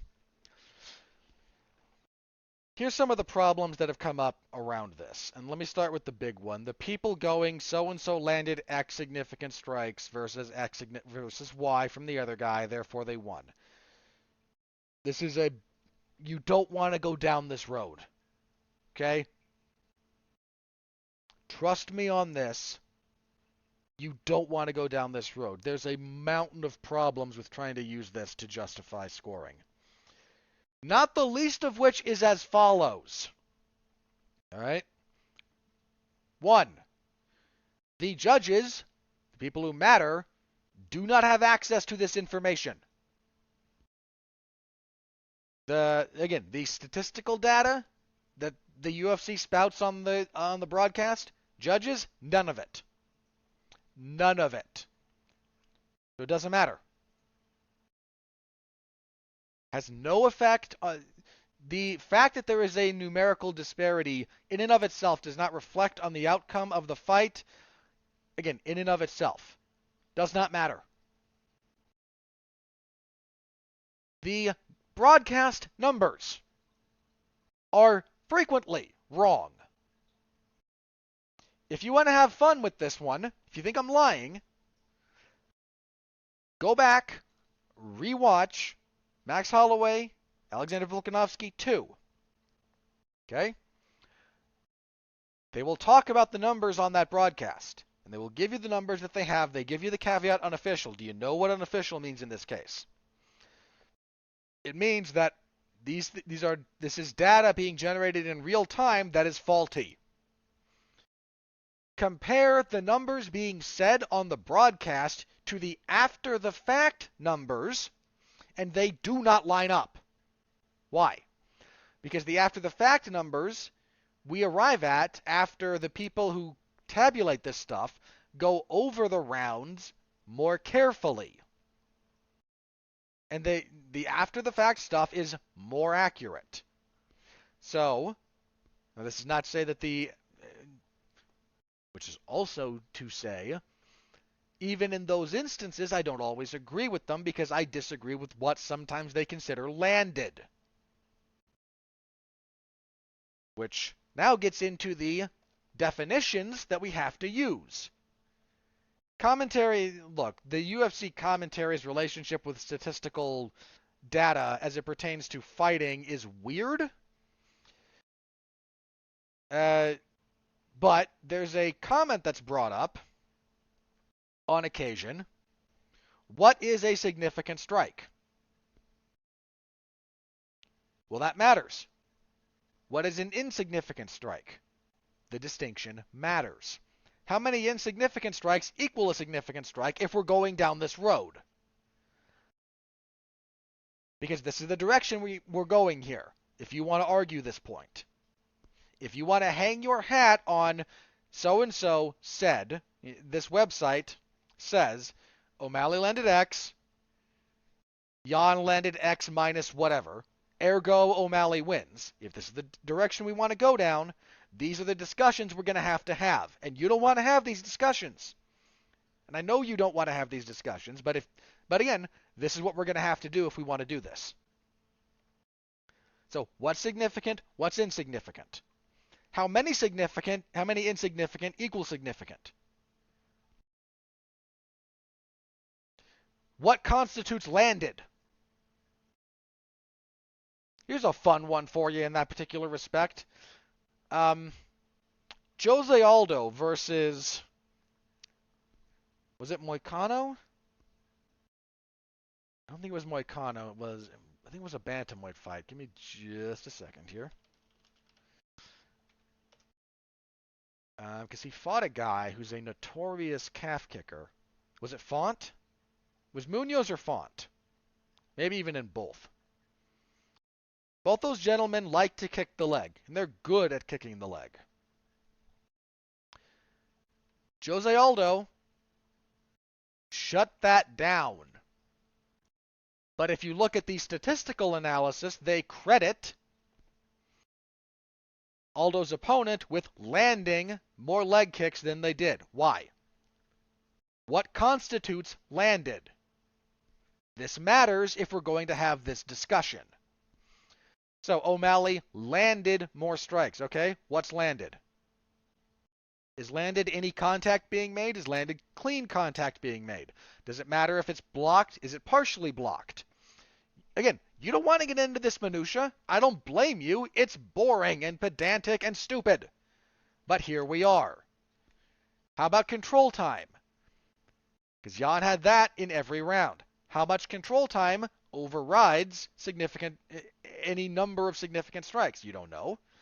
Because the criteria is different, because of how the criteria is laid out. Maybe it doesn't matter at all.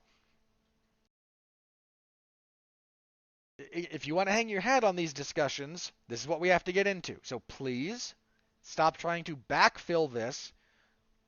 Stop trying to backfill your argument with data that was not relevant in the way you think it was relevant in real time. Other problem with this, and this is becoming more of a problem, I think.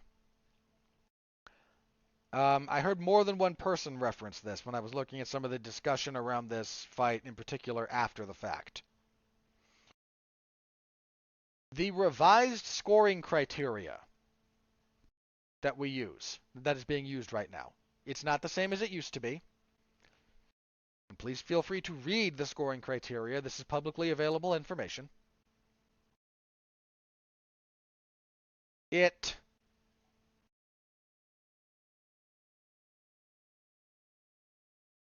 makes most grappling meaningless. I'm going to stress this for a second. Not all, most. If your grappling does not lead to serious positional advantage, and I mean serious, and you can't attack from there, you might as well not. Because it means almost nothing. We have been, and I think what kills me about this personally is how wildly inconsistent this is. If the same judges that were judging, as I brought this fight up earlier, Dillashaw and Sandhagen were scoring this fight, Jan wins. Assuming they're consistent with their application of the criteria, Jan would win this fight. But we are not consistent, are we? No, we are not.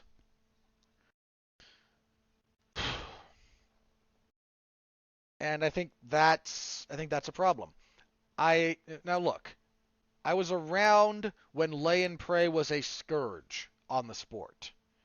I am not saying that a correction was not required from that point in time. It was. It desperately was. I am saying I think we have overcorrected to the point where most grappling at this point doesn't hold any value. How can you say that after the first round of Makhachev and Oliveira? Oliveira didn't do enough on the feet to potentially mitigate Makhachev's control time. Ask yourself this, though. If in the first round, Oliveira had rocked Makhachev, and then got taken down and controlled for the same amount of time with the same amount of effect that Makhachev did, would that have won him the round?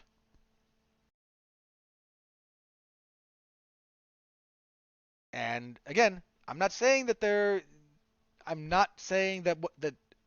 impact on the fight shouldn't be maybe even the most important criteria. I am saying we have started to equate that with damage, especially cosmetic damage, in a method that seems to actively disincentivize fighters from using an entire skill set unless you're just ungodly oppressive. And I think that needs to be addressed. Here's another reason I think people are annoyed by the outcome of this fight. Yes, let me put it to you this way. Because if we score round by round, I can see the argument for O'Malley. I can see the argument now. I couldn't originally. I can now. I can see the argument. I really don't agree. But this isn't the scoring equivalent of Flat Earth. All right? But maybe we should ask ourselves instead, as a thought experiment, if we use a different scoring system, even if we apply the same criteria, if we judge the fight as a whole instead of round by round, who won? Because I'll admit, round by round, this fight could be closer than I originally thought. If you judge this fight as a whole, it is not close. Doesn't mean it wasn't a competitive fight. It was. But if you judge this fight as a whole, Jan wins. And it should not be that close, scoring-wise. And I think that sticks in a lot of people's craws. There were no media scores for O'Malley. I mean, straight up none. I have not seen any. I haven't seen too much on Twitter in favor of O'Malley here. If you look at the body language of O'Malley and his cornermen after the fight, that is the posture of the defeated. I was shocked when they said this was split, to say nothing of O'Malley winning. Now, I've come down a little bit off of my angry high horse about this. But I think if you're a fighter, we need to be very cognizant of the current scoring criteria, what it incentivizes, and whether or not it's going in the direction that we necessarily think it should. Because for a while it was too far the other way. I was there for that. I was there for those discussions. I was there for the lay and pray era, and it sucked. Not defending it. I'm saying we adjusted. Needed adjustment. We might have overcorrected. In fact, I'm pretty sure we overcorrected. So, could probably do with another correction back towards something that is more ideal. All right. With being with very much disagreeing with that decision, and I mean very much disagreeing, let us move on to the fight itself. And you know what? Sean O'Malley, setting aside that I thought he lost, if we just judge his performance, that dude performed admirably. Ask yourself this question. Who had more success against Petr Yan? Corey Sandhagen over 25 minutes or Sean O'Malley over 15? I'm not saying Jan and Sandhagen wasn't a fairly competitive fight. It was, but who had more success against Jan? Sean O'Malley did. O'Malley's got very straight punching in ways that I think a lot of people um, don't appreciate. He's got a very good front kick, actually, that showed up here a lot. He's got a good front kick. His wrestling defense is still a problem. His ability to get up is still kind of a problem. I mean, when I said earlier, if I'm Sean O'Malley coming off of this fight, do I want to fight Aljamain Sterling next? My answer is no. Look at all the times Petr Yan had O'Malley's back here. Now imagine instead of Yan, it's Aljamain Sterling, and tell me how differently this fight goes. But both men did a lot of stance switching. Again, there were some nicely timed punches from O'Malley. He landed a pretty good head kick in the third. Nice knee at one point as well.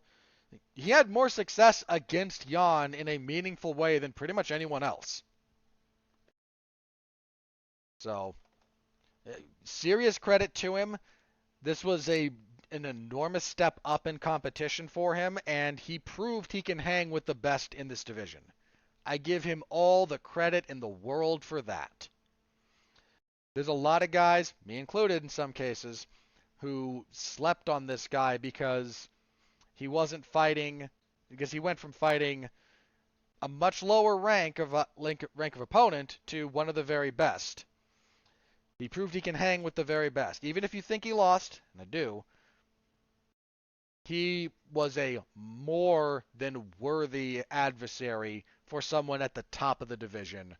And much as O'Malley might annoy you, me, and everybody else, that needs to be reckoned with.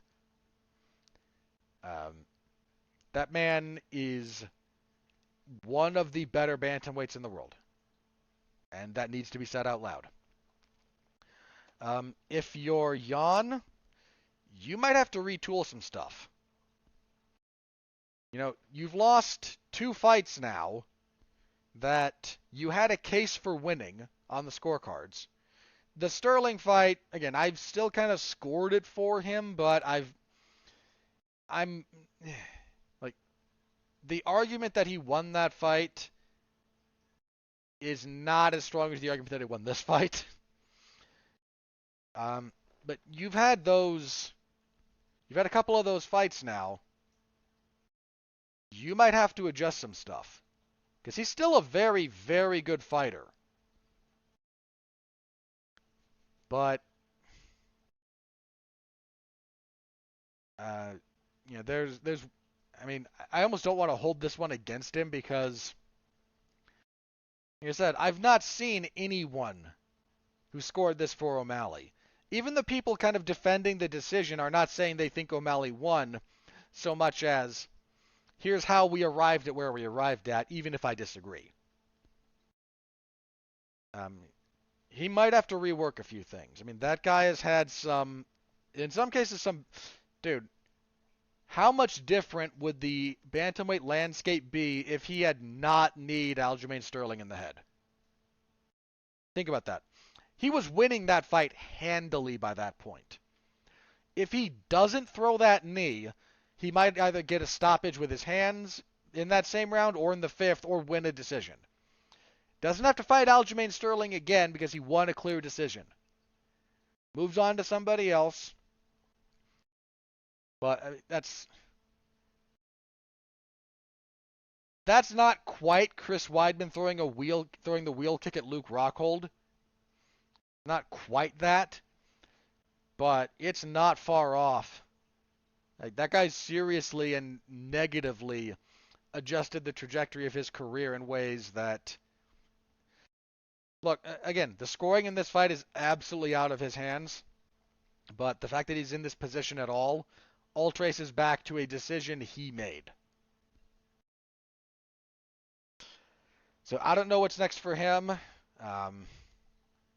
He's still one of the best bantamweights in the world, I think, but he really needs to sort some stuff out.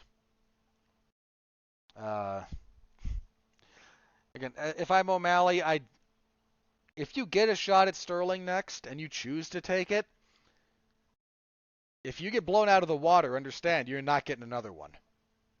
Just understand that. So it might behoove him to slow play this a little bit. I don't know what's next for Jan. This was your fight of the night, and again, setting aside the decision, it was a good fight. It was a fun fight. These two guys hurt each other more than once. Here's the other thing if I'm O'Malley. I want a 5-round fight before my title shot because he was struggling in the third round here. Like, you can argue he won it. In fact, most people seem to think so. And fair enough, but if you're making that argument, you're making your argument on the first 2 minutes of that round, not the last 3. And look at how he was at the end of that third round.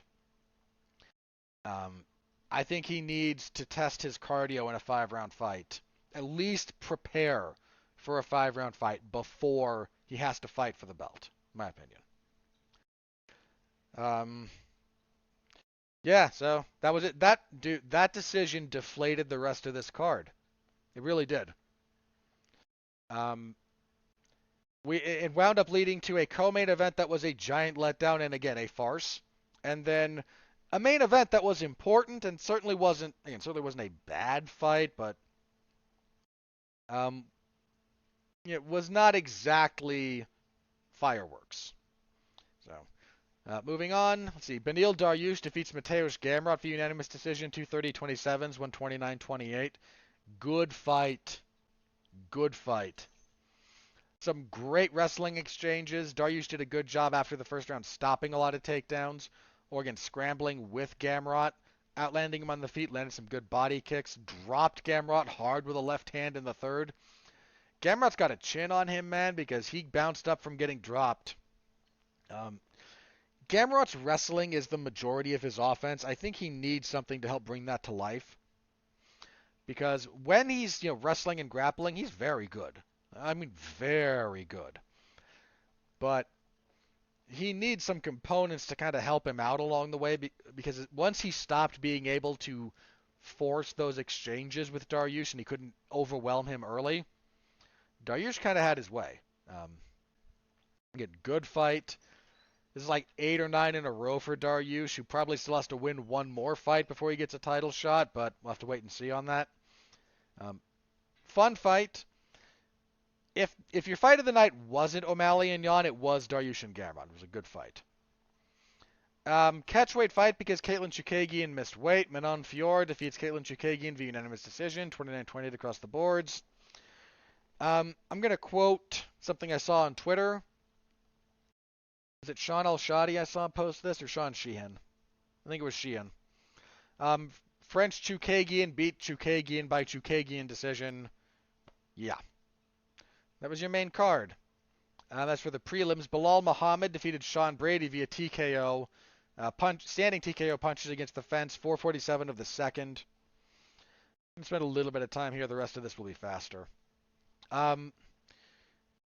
Sean Brady's a good grappler, but his takedowns need work, and you'd like to think that if you get outstruck by Michael Chiesa, and he did, you would take that lesson and learn from it and try to improve coming into a fight with Bilal Muhammad. And apparently not so much. He hit Muhammad several times in the first round, but either didn't have enough power behind it or Muhammad's got a good chin. It just wasn't enough to deter Muhammad's pressure. Anytime he tried to tie up, Muhammad immediately shut that down. And then just started pot-shotting him because Brady's defense is not good. For the record, I'm going to get into the rest of these in more detail in a second, but for the record, this entire card featured a whopping 2 TKO finishes and a grand total of 4 finishes in all.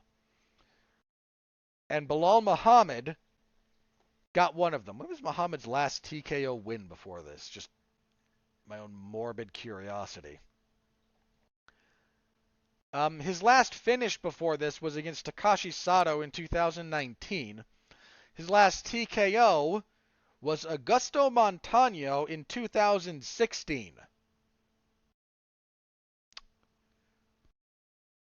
Yeah. Look, I'm not going to do the Brady was overrated thing. Okay, I'm not going to say that about the guy. I am going to say he did not take the appropriate lessons from his last fight.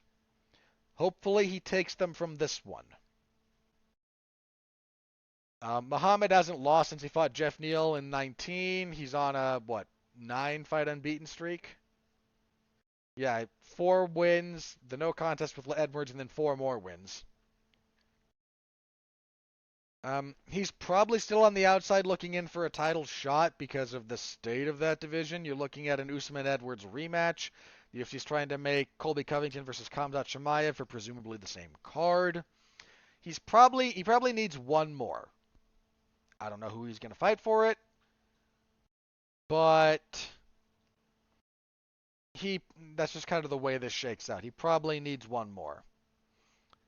I think after the fight he said he'd fight Khamzat Chimaev at whatever Chimaev wanted to weigh in at, which was actually kind of funny. But I think he does need one more, but he's finally got a stoppage. Good for him. He's a tough guy to beat, man. He might not be the most exciting fighter, and for a while this was the fight of the night, and that's a damning statement on both this fight and the rest of the card. But he's hard to beat. That means a lot. That is not an easy guy to beat. All right, moving on. Caio Borralho defeated Mahmoud Muradov unanimous decision, 230-27, 129-28. Good stuff from Borralho here. Just generally better wrestling. But this was a fun little fight. It wasn't great, but it was decent enough. Nikita Krylov defeated Volkan Oezdemir via unanimous decision, 130-27, 229-28. These two had a good 30 seconds or so to start the fight.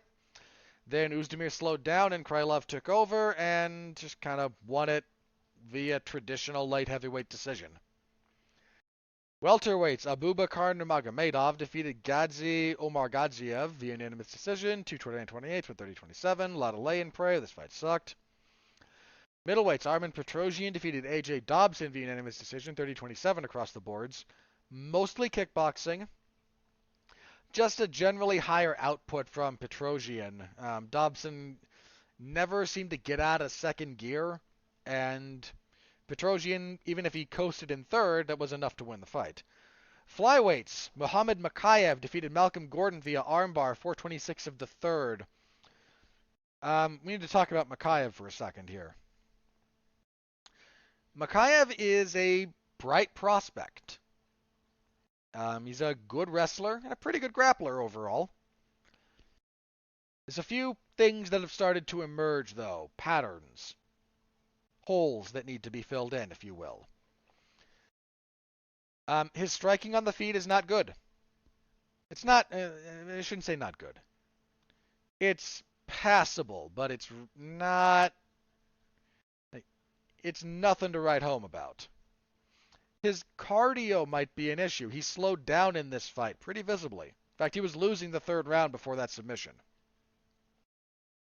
So he might not start the fight at a pace he can sustain.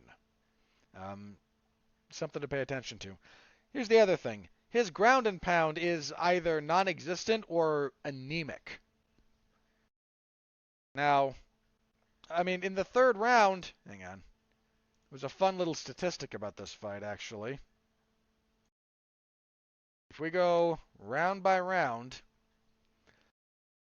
Makayev did not even attempt a single strike.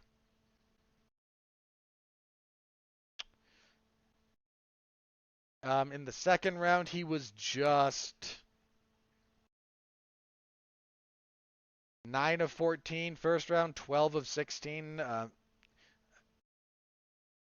What's his percentage? There was some fight here. Oh yeah, I think it was the Chukagian and Fior fight where they were both landing like less than 30% of their strikes thrown. Like if you're landing less than 1 out of every 3 strikes you throw, you got a problem. But so good news for Makayev. He's young. He's got some very real tools, but you can't be blind to some of these issues. He's got to deal with adding ground and pound. He's got to deal with some of his cardio, and he's got to deal with what he does on the feet. He did the thing on the feet that's a big tell, believe it or not. If somebody looks like they're a little bit fatigued, watch for them to throw something stupid and flashy because it'll get you to back off. Like he threw a wheel kick, I think, in the second round that was a dead giveaway. Like, oh, you're tired. That ain't good for you, man. You throw a jumping knee, you throw a Superman punch, you throw something ironically high energy, despite you being tired because, I don't know, it feels good. Especially if it's something with a little bit of momentum behind it. You feel like you're not doing that much. You just let your body weight kind of carry you. I mean, Lord knows I've been guilty of this. I've done this. Kind of how I know. It's one of the reasons I kind of know what to look for. But he's, again, not poo-pooing the guy. His armbar from the back was nice. If you look at the technical application, it was pretty slick. And he's a very bright prospect. But let's not be blind to some of these issues that might develop. Let's keep a clear head about this. And again, he's young. I fully expect him to address some of these, but we're just going to be honest, they need to be addressed. And kicking off the entire card, Costa defeated Lino Landsberg via majority decision. Two 29-27s, one 28-28. There was a point deduction in the second round due to an illegal knee. It's kind of where we got the 28-28, which I don't actually object to. I was 29-27, but I can kind of see the argument. Not a whole lot here. Wasn't much of a fight. So, yeah, look. This card, on paper, the main card in particular, was great. In practice, what a slog. I mean that, what a slog. Look at the first, 6 fights. So that's Hossa and Landsberg, Mikhaev and Gordon, Petrosian and Dobson, Nurmagomedov and Omargadzhiev, Krylov and Uzdemir, and Bahalyo and Muradov. You got one finish. Not a guarantee of quality, but I'm just saying for time investment. One finish. And a lot of those were not very interesting. Then you start the main card with maybe the least interesting fight in Fior and Chukagian. Then your top 3 fights, man. Again, you have that weird decision in O'Malley and Yan. You have the farce in your co-main event. This was kind of a letdown. To be candid, for as good as this was on paper, this was a letdown. And if the UFC had any sort of ethical responsibility to its fans, there would be a partial refund given what happened in the co-main event. But they don't. And frankly, there's a large degree of argument about whether or not, about what constitutes the responsibility of the UFC in this instance relative to its fan base. So, my opinion, should be a partial refund. You bought this thing at least partially on Sterling and Dillashaw, and then you let a one-armed man go out there and fight. Give me $5 back. You're charging me through the nose for these things behind an already existing paywall. At least pay for my ESPN Plus for the month. Just a thought. Yeah. If you want my live round-by-round scoring and clips of finishes, at least from the prelims and whatnot, of which there were very few, that's in the MMA Zone to 411mania.com. Please do give it a read if you're so inclined. Thank you to everyone who read along with my live coverage. I deeply appreciate all of you, as always. Boy, that took forever, but we had stuff to talk about, so the rest of this should hopefully be faster. We got a long one here, folks. If you listen to me on a drive, well, we'll be here for a little bit longer still. All right, UFC on ESPN Plus 71 this Saturday from the UFC Apex facility. Good main event here. Calvin Kattar and Arnold Allen. Arnold Allen looked very good in his featherweight debut. I'm thinking of Nathaniel Wood. They're both British. Give me a sec. Allen, okay. To be fair, Allen's looked really good too. Um, the problem with Allen has been inactivity. He's on a good winning streak. In fact, he's undefeated in the UFC. He's just, one fight in 15, one fight in 16, one fight in 17, one fight in 18, two fights in 19, one in 20, one in 21, one this far in 2022 when he beat Dan Hooker. It was a good win for him. So he's fighting twice in one calendar year for just the second time in his UFC career. Yeah. Activity's been an issue for him. Calvin Kattar, I said it before, I thought he beat Josh Emmett in that last fight. It's a good fight. Again, this is a good fight. Kattar's his last three fights have been fight of the night. Well, he got worked by Holloway, but he beat Giga Chikadze. Fair and square is a good fight. The Emmett fight was very good. This is a good fight. Who do you think is going to win? That's a tougher one. Allen looked really good when he fought Dan Hooker. But Dan Hooker's got some miles on him. And then again, so does Kattar, which is kind of the point. This would be a big win for Allen, actually, if he pulls it off. Might be the best of his career, given that Hooker was coming back to featherweight, and Kattar has kind of been he's been an upper tier guy for several years at this point. Kattar's tough to beat. He's real hard to beat, though. Unless you're like Max Holloway, he's hard to beat. Am I really going to lean? If this were let me preface this. If this were 3 rounds, I would pick Allen, I think. Over 5 rounds, I'm going to lean towards Kattar. I don't think Allen's fought for 5 rounds before. I know he hasn't in the UFC. I don't think he has outside the UFC either. I can't quite confirm that. Okay, he did win one. He won a title. That would have been a 5-round fight. That fight ended between rounds 2 and 3. This was back in 2014.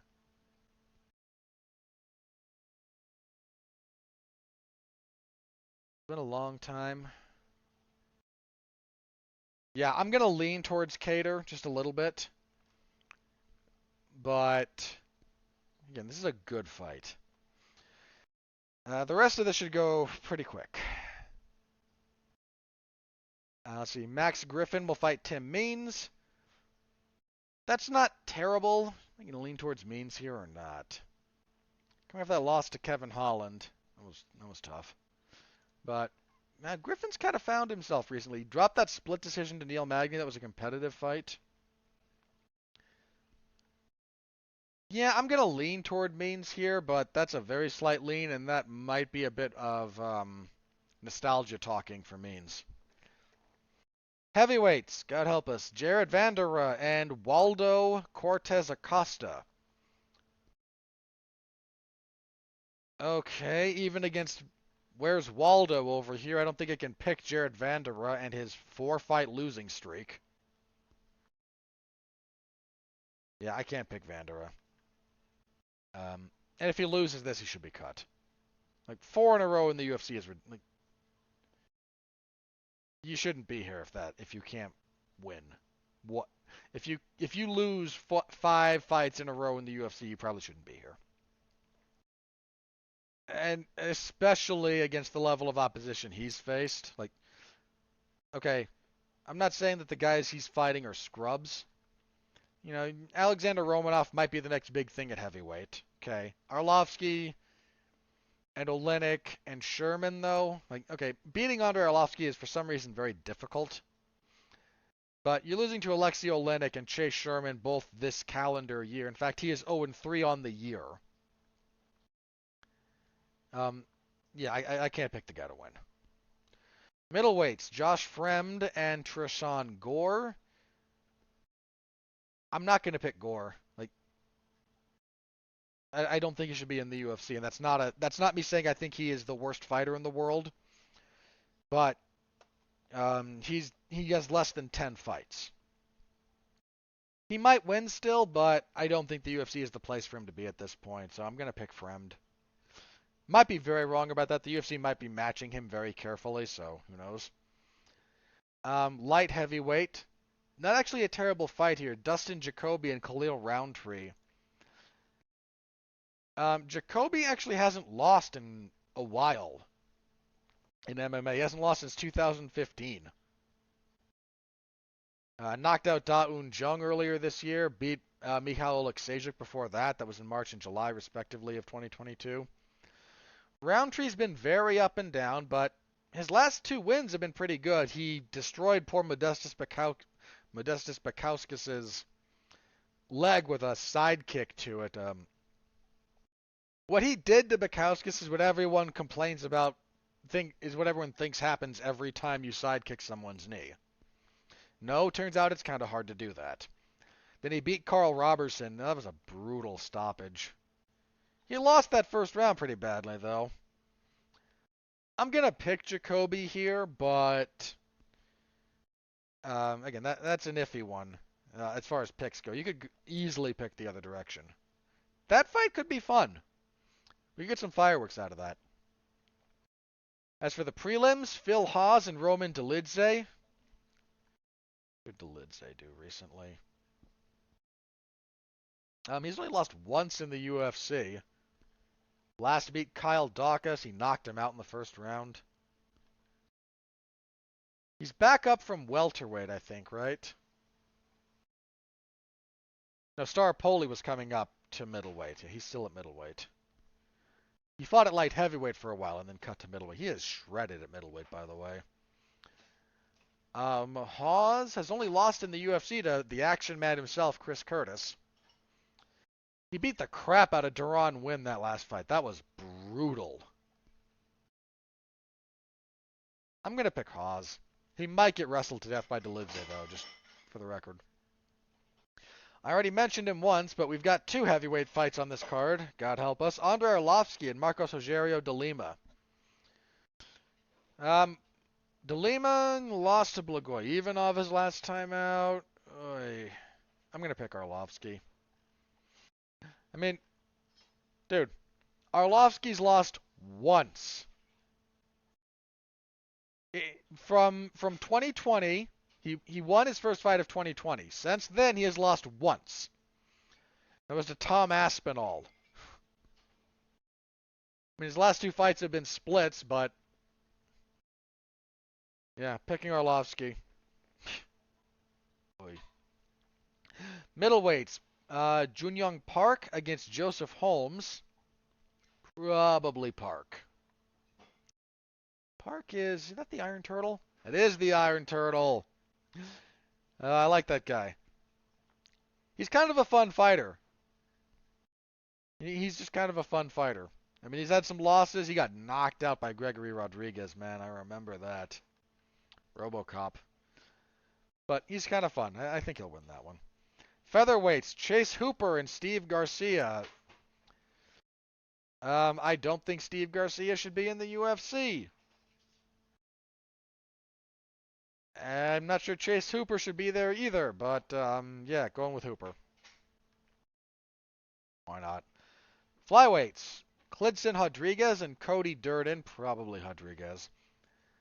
Then bantamweights, Christian Rodriguez.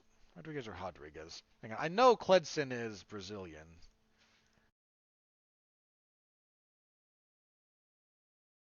Stop that. You're being weird.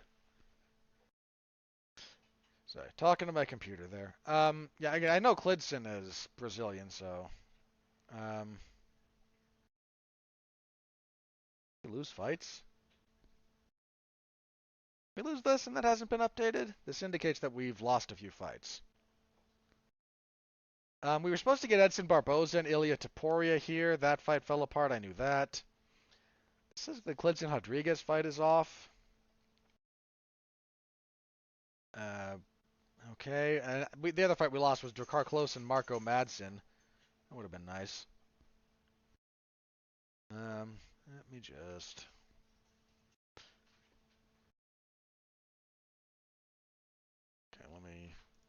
check instead of that source. Let's check. Why are you making this difficult? Let's check this source. Okay, this would be Christian Rodriguez. He's now listed as fighting Garrett Armfield. All right, I'm not sure about that Rodriguez and Durden fight. I'll pick Rodriguez if the fight goes through, but again, somewhat conflict. The UFC might not have updated yet, whereas Tapology seems to update a bit more consistently. As far as Rodriguez and Armfield goes, I think Rodriguez. Look at that one. Want to make sure I'm thinking. If Rodriguez is who I'm thinking of.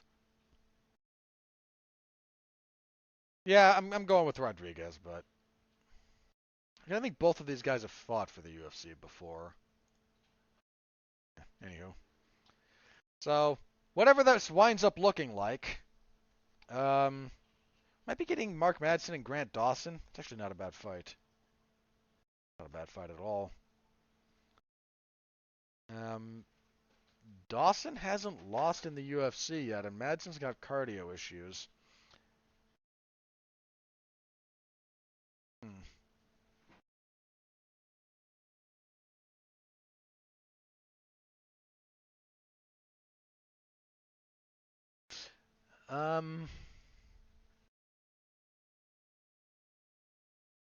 Probably Dawson.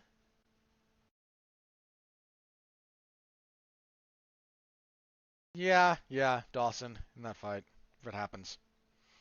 Alright, so Saturday, I will have coverage of that, so please do stop by, say hello. As always, I appreciate it. Alright. News.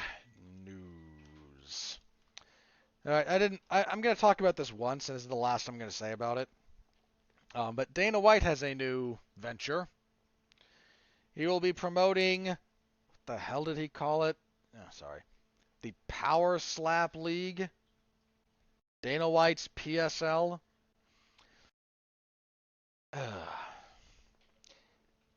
He got the Nevada State Athletic Commission to sanction this crap. If you've never seen slap fighting,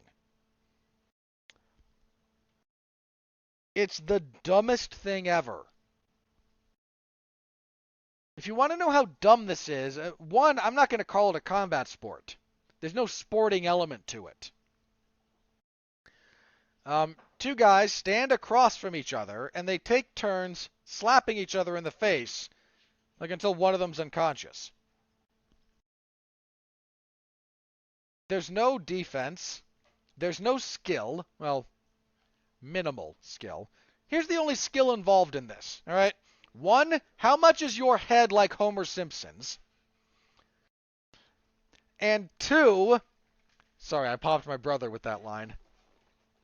And two, if you know the difference between a slap and a palm strike. I can teach you the difference between a slap and a palm strike in 3 minutes. You have to drill it a little bit before it becomes proper muscle memory, but that's it. You don't get to roll with the punch. You don't get to evade. All you do is we stand across from each other, and I hit you, and you hit me, and eventually one of us falls over. We are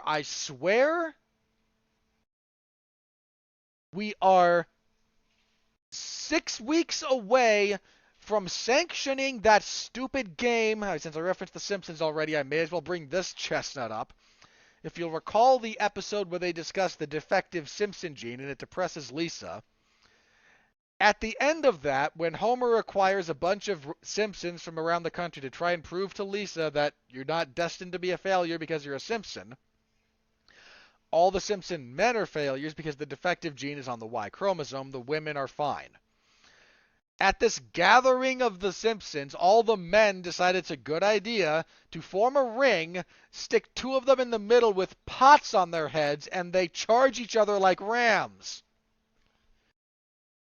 We're 6 weeks away from somebody like Dana White seeing that clip and going, you know what, I could make a buck.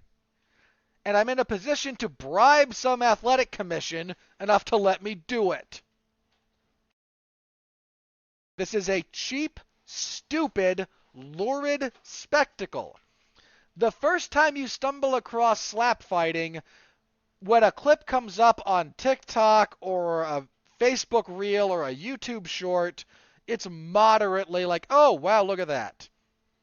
You can't structure an event around this. And yet, Dana White's Power Slap League gets free promo airtime on UFC 280. They've already shot material. They already have branded merchandise. Do you think they were worried about the Athletic Commission sanctioning them? Clearly not. Dana, and Dana White then has the audacity, the unmitigated gall to say, how dare you you know what? There was a time in the history of the UFC when Dana White was an integral component of its success. I will never take that away. He worked hard. He was at every event. He would talk to people. He would promote. Like, Dana White's work ethic and his presence were fundamentally integral to the UFC growth. 1,000,000%. Anyone saying otherwise is kind of an idiot. These days, you could replace Dana White with an angry AI that spouts soundboard clips that include goof, dumbass, moron, and scumbag. Like, he's basically a self-generated meme at this point. He is a parody of himself. And he's out here going, don't listen to scumbag media who didn't want us running unsafe events during the pandemic. How about we listen to the doctors then? Huh? Would you accept that? We look at all the material provided by the Association of Ringside Physicians about slap fighting? No. Of course you don't want us to look at that because it damns you. Ugh. I'm not going to discuss this any further on this show. I'm not. Look, here's how far down the pecking order in the combat spectacle sport adjacent area we are, okay? Congratulations, you are lower on the totem pole than bare knuckle boxing. You are so far down this proverbial totem pole that Grabaka Hitman, Kaposa, right? If you're not following that guy on Twitter and you're listening to me, follow him. Like, this guy watches everything. If he is the one saying slap fighting is unwatchable, you have lost the freaking plot.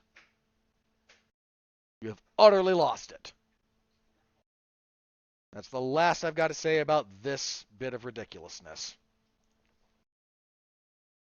Till something really bad happens. Then I'll laugh about it, and then I'll yell about it. Like, when somebody gets really hurt doing this, and they will, I'll say something. Until then, whatever. There was an update to the UFC's code of conduct for fighters and cornermen and whatnot. They are not allowed to bet on UFC events anymore. Sure. Look, I understand this. I do. But one, they don't enforce the code of conduct at all. Two, I get it. It makes sense. It does. You want to kind of avoid the impropriety of fixing and whatnot, but this is one other thing unilaterally forced and dictated to fighters and their adjacent people. You're getting closer and closer.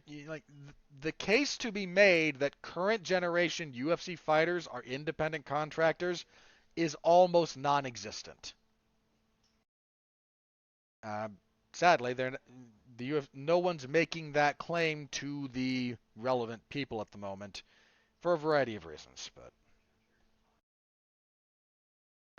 yeah, so UFC fighters and coaches and cornermen are no longer allowed to bet on UFC events. This message brought to you by DraftKings. Ugh. The UFC fighters can still be sponsored by sports betting websites, but they cannot use them for UFC events. Ugh.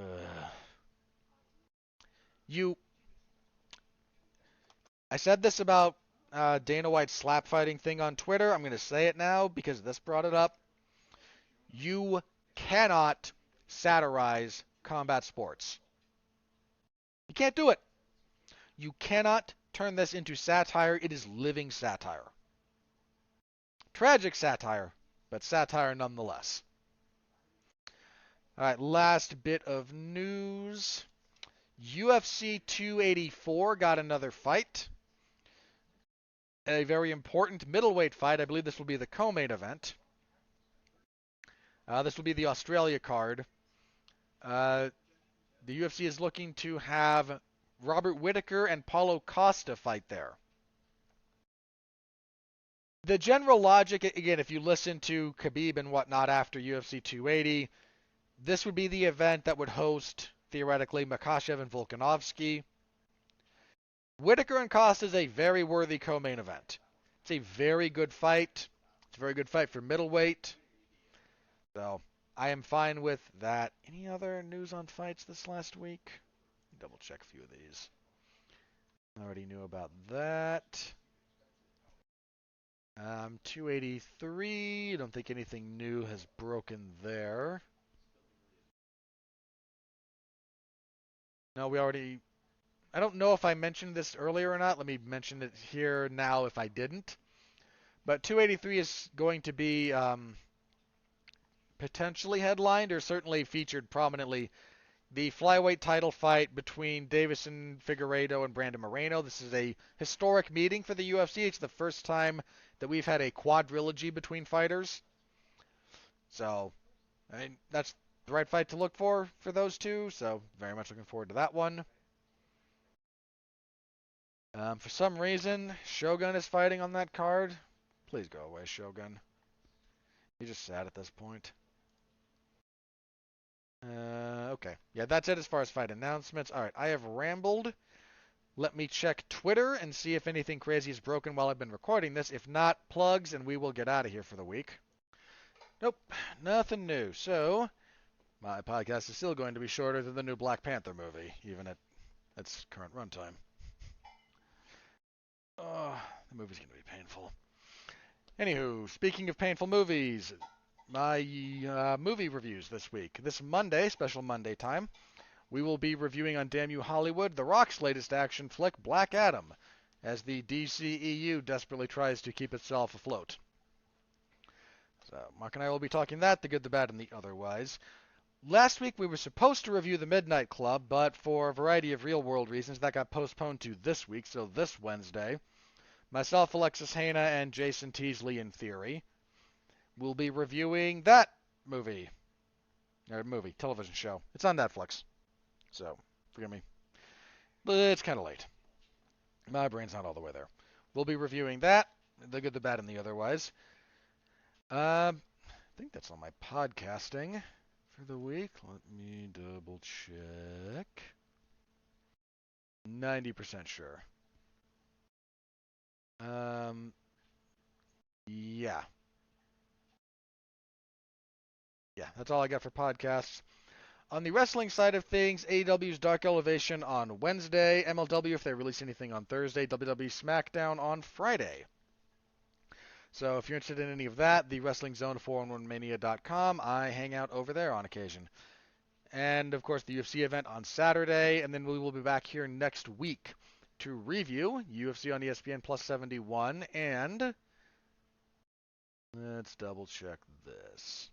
Yes, we will be previewing UFC on ESPN Plus 72. Does this have a main event yet? Hang on. We were supposed to get Bryce Mitchell and Movsar Evloev. Evloev got injured. They were talking about maybe Topuria stepping in. That seems to have been switched out for something else, so we don't actually have a main event at the moment. Let's promote Neil Magny and Daniel Rodriguez. It's the best fight on the card. That is not a strong card.